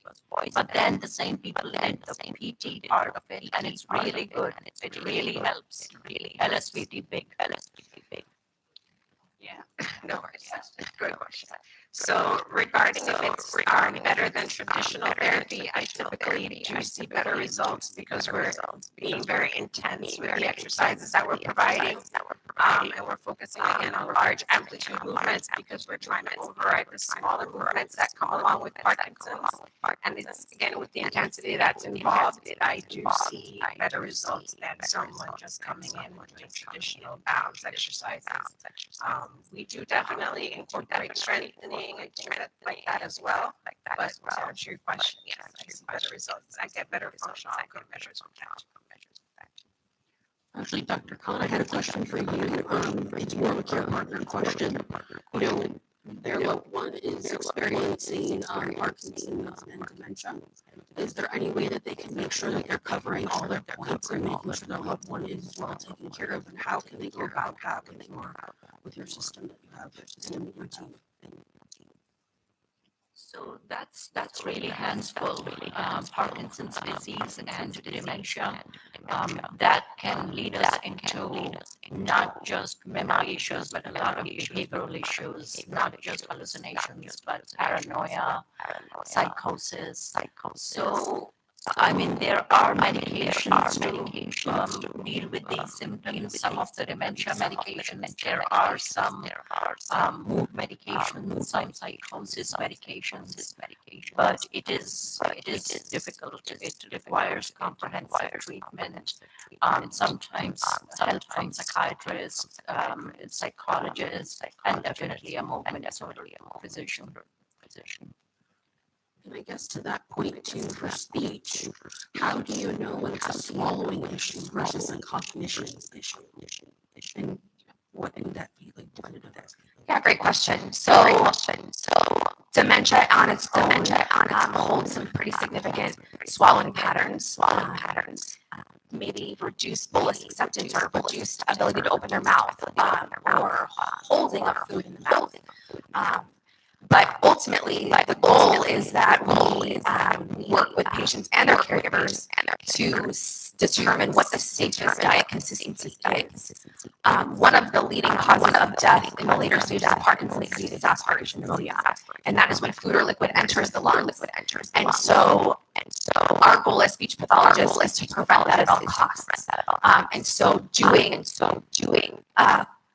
Usually we recommend 12 reviews follow study 6 months to a year earlier if there is more problems coming up. And so working with the speech pathologist, we teach compensatory strategies, we teach feeding strategies. There are specialized spoons and forks and cups to help mitigate some of those risks. Making sure you're a part of a team, a collaborative team, to address those issues. And swallowing doesn't always start with a coughing or choking. It might start with a gentle throat clear, and I'm starting to clear my throat a little bit more, or I'm starting to really find that I'm choking on liquid. Any of those signs, and indicators to see a speech pathologist, so we can rule out any type of dysphagia or swallowing impairment. In addition, I just wanted to say that the Speak Out program. It is another program. We do LSVT loud at our facility, but Speak Out specifically was a program designed to work on not only the speech and volume of the voice, but it also indirectly works on swallowing, and it also has a cognitive component as a part of that program. So we're hitting all three at one time. And so I love that program. Patients love that program. It's very engaging. It does have a home exercise program. We do lead every Tuesday a free maintenance group from that program that we help patients maintain all of their progress. You do have to go through the program first before you could join that group. However, it is something that we offer at our facility. It's an in-person group to help maintain all the skills that you regained or and improved in therapy. And so that program is offered twice a week for 6 weeks. It's 12 sessions. Or if you wanted a little bit more intensity, you can do it 3 times a week for 4 sessions or 4 weeks. And then carry over that into our in-person group. Definitely got it. Thank you. I appreciate that. Any questions on the other side of the room? On the other side of the room, or PT or speech language? We answered everything. Oh, thank you. Just a second.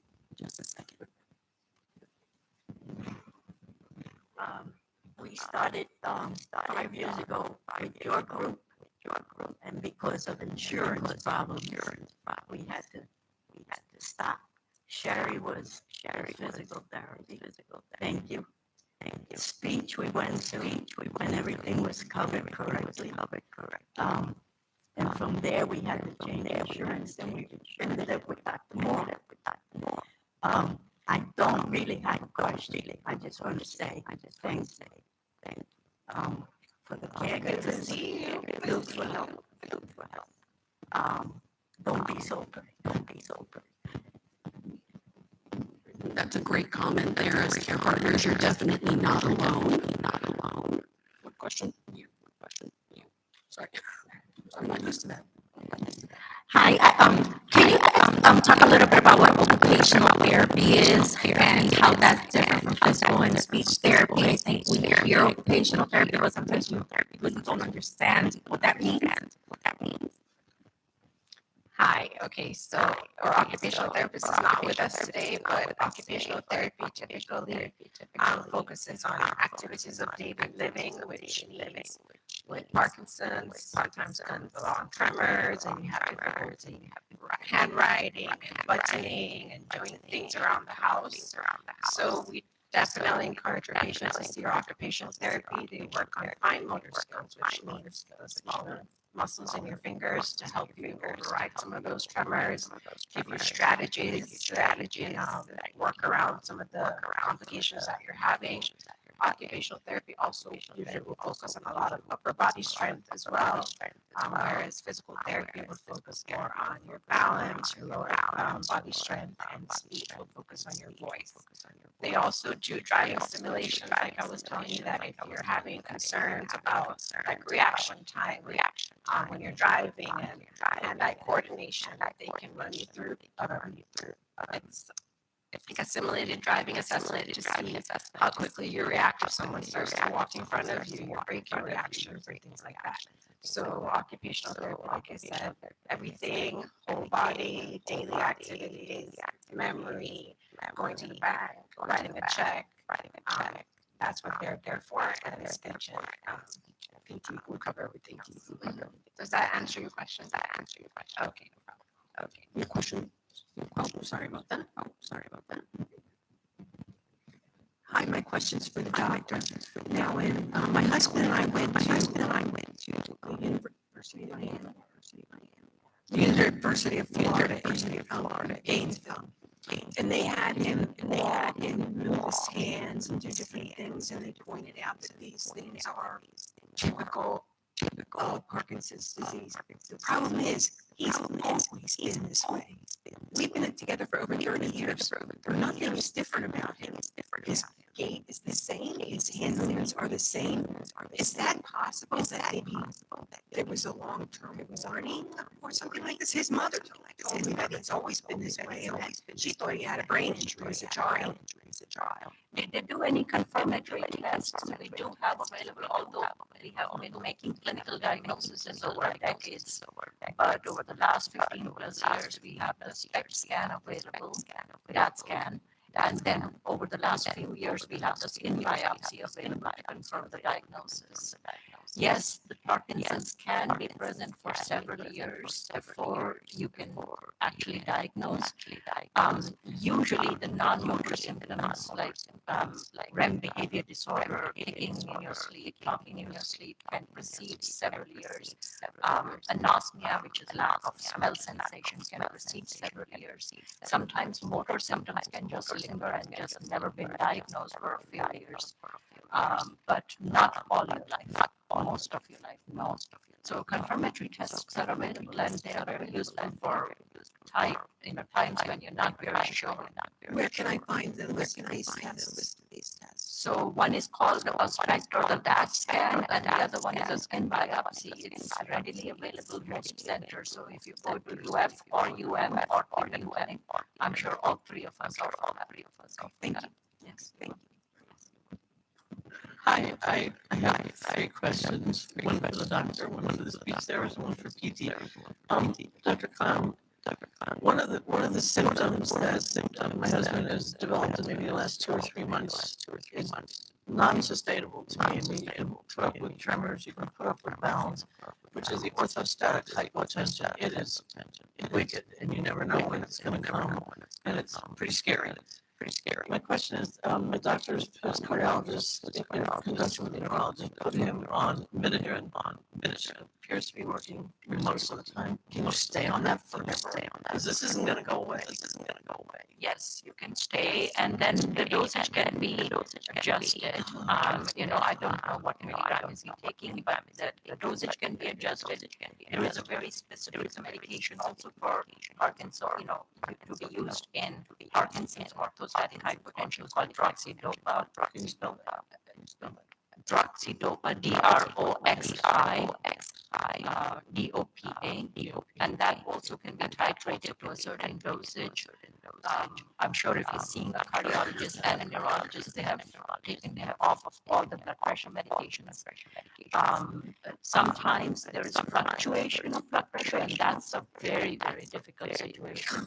But in his case, if it is mostly on the lower side, for the most part, we are able to handle that. And yes, it may last for a long time. There are certain precipitating things like going out in sun, mostly after meals, the blood pressure drops. You have to be extra careful around that time. And these medications you should not take after 5 or 6 p.m. because when you lie down, the pressure goes down. Thank you. Yeah, thank you. Good to know. Okay. Speech. I know you can't name them all off, but do most insurances pay for the swallow test? That was one of the problems that we were running into. Yeah, so most of them do. It's a procedure, and typically the doctors will write it as medical necessity. And so, therefore, as a procedure, it's usually covered. I have never had in my 4 years of practicing at Cleveland Clinic any problems with reimbursement from the swallow study. it's usually the therapy sometimes. And if that, sometimes insurances limit the therapy visits, but still offer some therapy. Is that the number to get in touch? The number to get in touch? Yes, you can scan that barcode and that will give you the information. Otherwise, I have business cards for direct business cards for just our department. And physical therapist, I'm sorry, that's your name, I don't remember right now. Sherry. Can you tell me what the distinctive difference is between the acronyms you gave me and just Parkinson's or physical therapy for Parkinson's? What's the difference? So the LSVT, LVT. LSVT. It's okay, don't worry. LSVT big therapy. LSVT.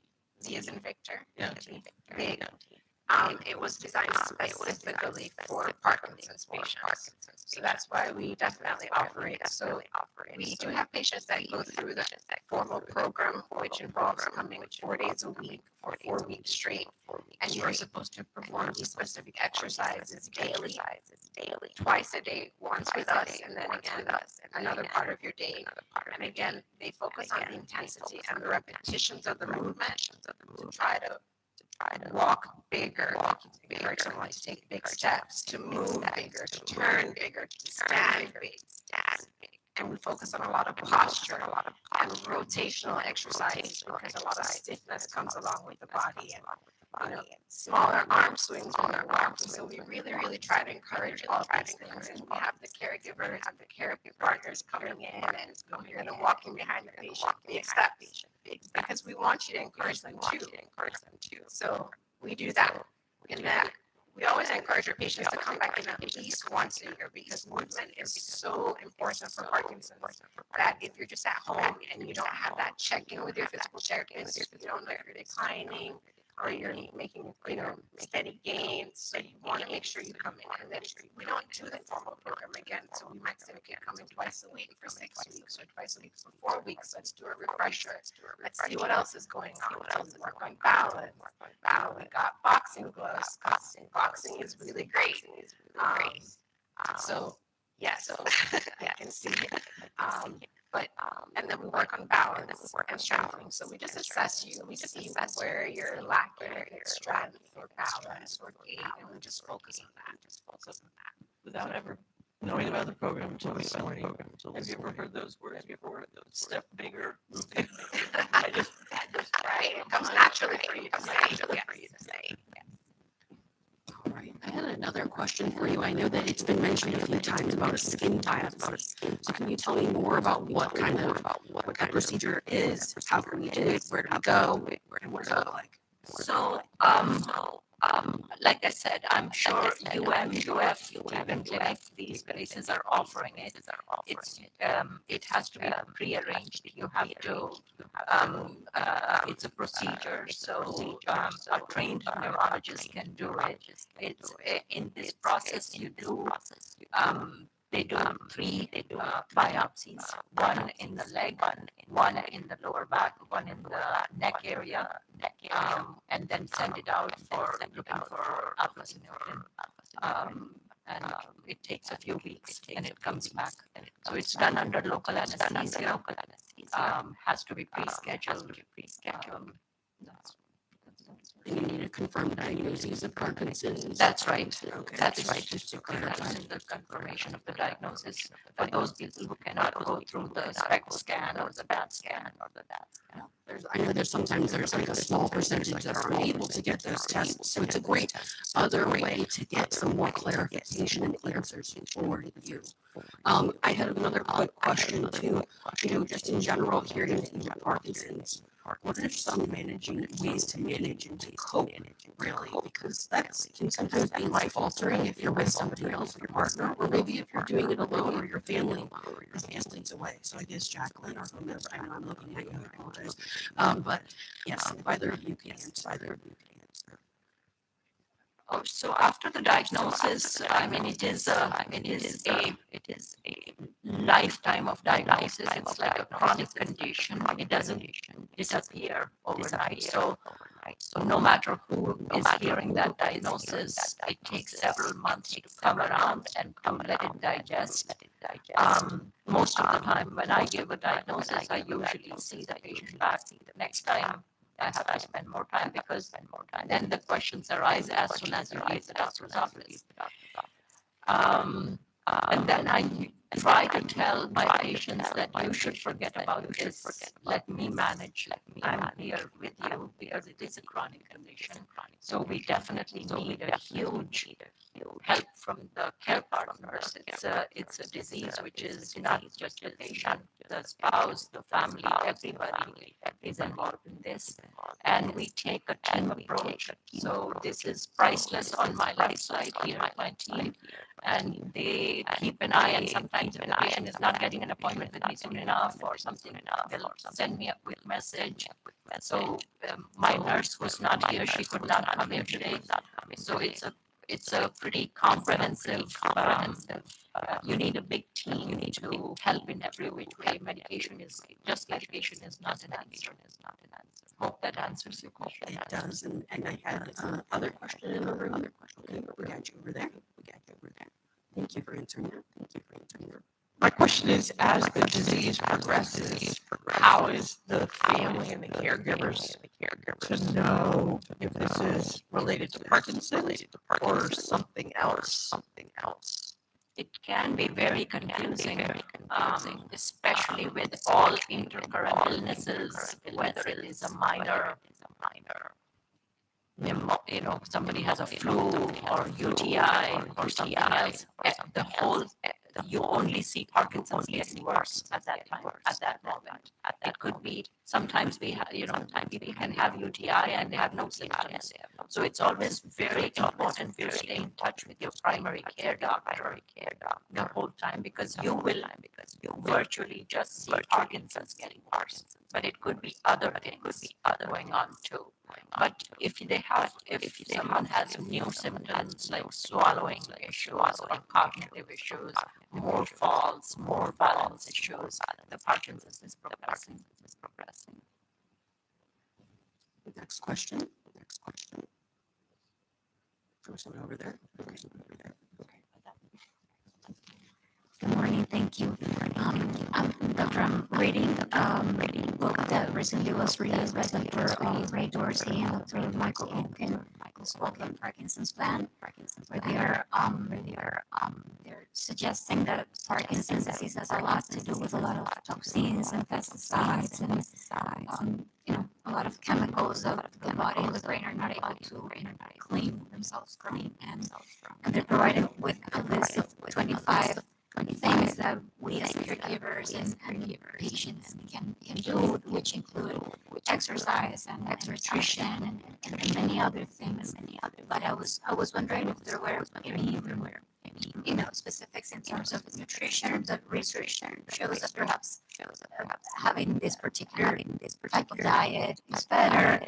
I've heard about the exercise and exercise programs that have been specifically designed for Parkinson's. So, any other things, as you mentioned, that it's not only medication, all other things and care, team care of Parkinson's patients to have the best quality of life. So in that, I usually just tell everybody that what is good for brain is good for Parkinson's, and what is good for brain, Mediterranean type of diet, olive oil, and not so much red meat, fish maybe, a lot of greens and nuts, and of course exercise. So there are tons and tons written about protein and Parkinson's, and then people get confused and they stop eating protein, which is completely wrong, because you cannot stop eating protein. Sometimes, as the disease advances, the carbidopa-levodopa has an interaction with protein, and it does not get absorbed. So that's why all that protein literature, you can space it away from protein. As disease progresses, sometimes there's a lot of gastric motility issue, and protein becomes very, very significant also. But what is good for brain is good for Parkinson's in general, very, very good. And exercise is actually the only thing so far which has shown that it slows down the progression, because it conditions you really well. thank you, Doctor.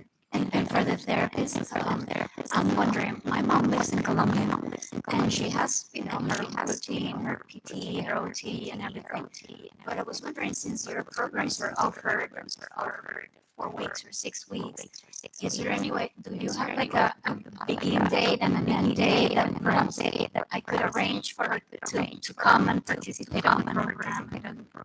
I don't know if that is something that you had experience with in the past. We do have patients that come from different countries and it's ongoing. So whenever she comes, whenever she schedules an evaluation, and then we just set the program. It's not running only specific times per year. So whenever she's here. Thank you. Speak up. Any other questions? Up front. Just a second, we're coming to you.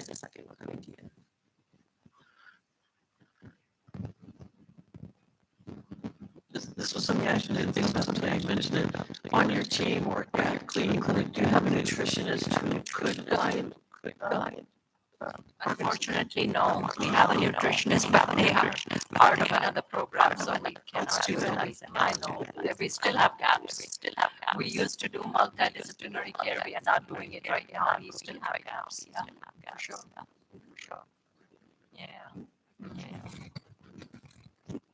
As a matter of fact, one of our virtual, we're going to have a nutritionist as a guest speaker because that's a question that comes up a lot in our virtual support. So I'll send an email out and let you guys know when to have the nutritionist.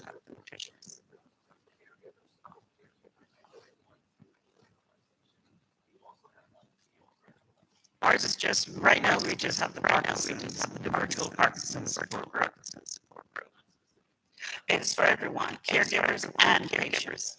Jackie, do you have the brochure here? Yes. On the desk. We'll be sure to definitely get that flyer so you can check out and hear more about what's going on. Do you have any last questions? Okay. I was just going to ask you a last question as we kind of conclude. We have started all the many things, of course, with stage and swallowing and everything else. But just in general, nature, when should we start asking for extra help with your care team? So I think that's something that some of us kind of hesitate on. When should I potentially ask someone to maybe help me with bathing or things like that if it gets to that point? And I know sometimes we like to not talk about it, but I think it's important that we do. That's a question that varies from patient to patient. Sometimes the family, they're so caught up into the bubble and the blinders on that they don't realize they need that help. Most of my resources, my referrals would come from the doctor because the doctor would see at that point that the family's overwhelmed. They may not realize that they're overwhelmed. And then they speaking to them, then they'll realize, because the diagnosis comes at them full force, and there are things you're thinking about as far as you get anxiety for thinking about the future. They get depression for thinking about the past. So that's where we have to slow it down and meet the family where they're at and try to find out what works best for them. Sometimes it's baby steps. Maybe a caregiver once a week instead of just bringing in someone full force. So we kind of meet as individuals to see what the patient and the family would accept.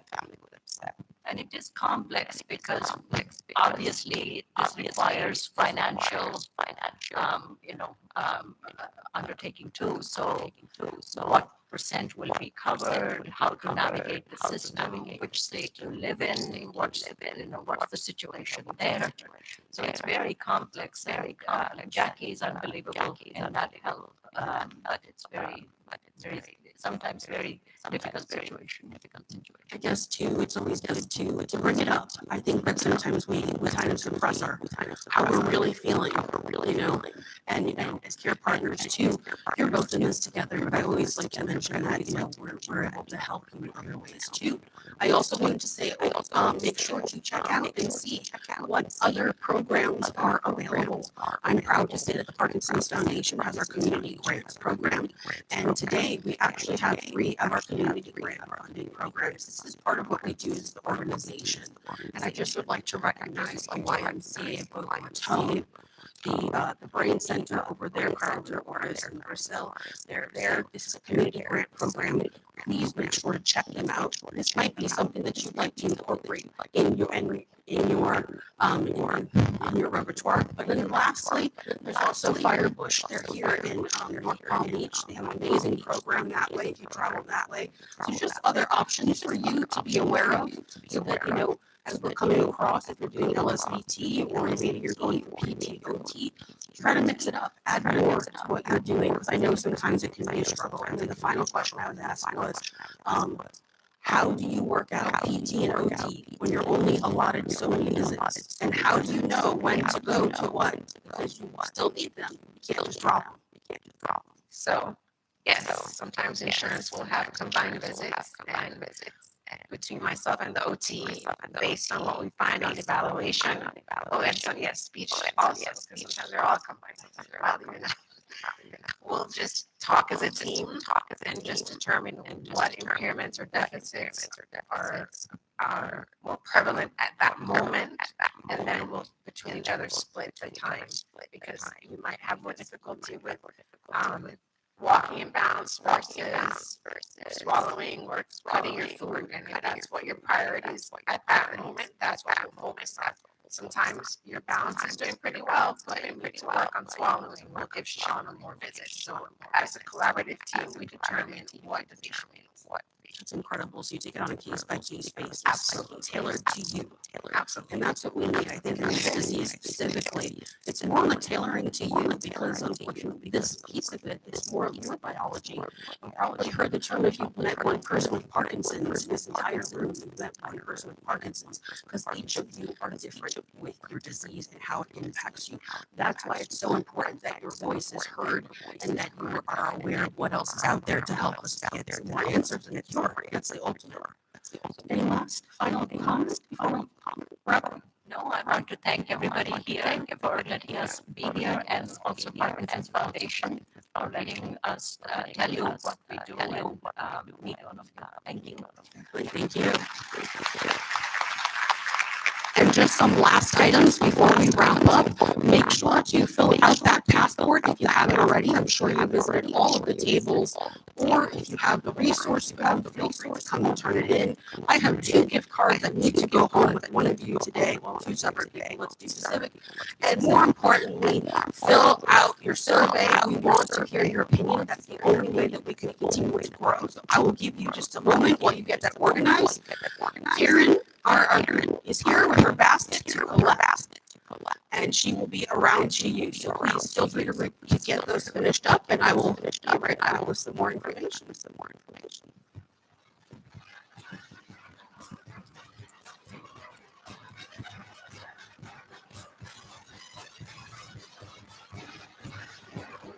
Yes. I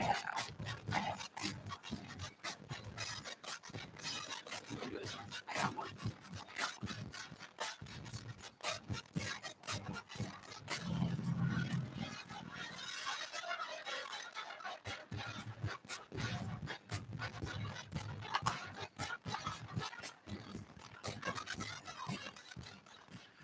As you're wrapping up, make sure you get those last signatures. Come and visit Karen. Put the potential winner here in the basket. We appreciate it. Thanks for the hustle.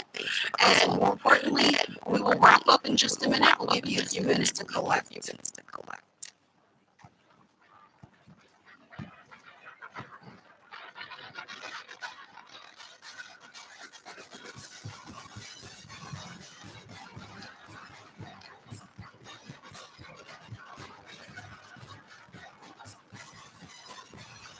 We're just going to do the last minute collection.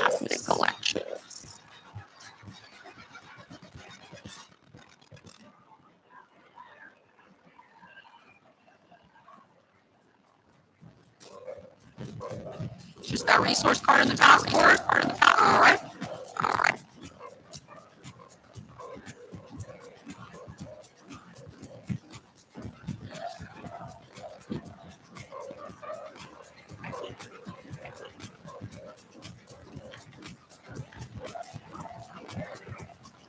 just a few more announcements, and then we're going to pull our winner. We hope that it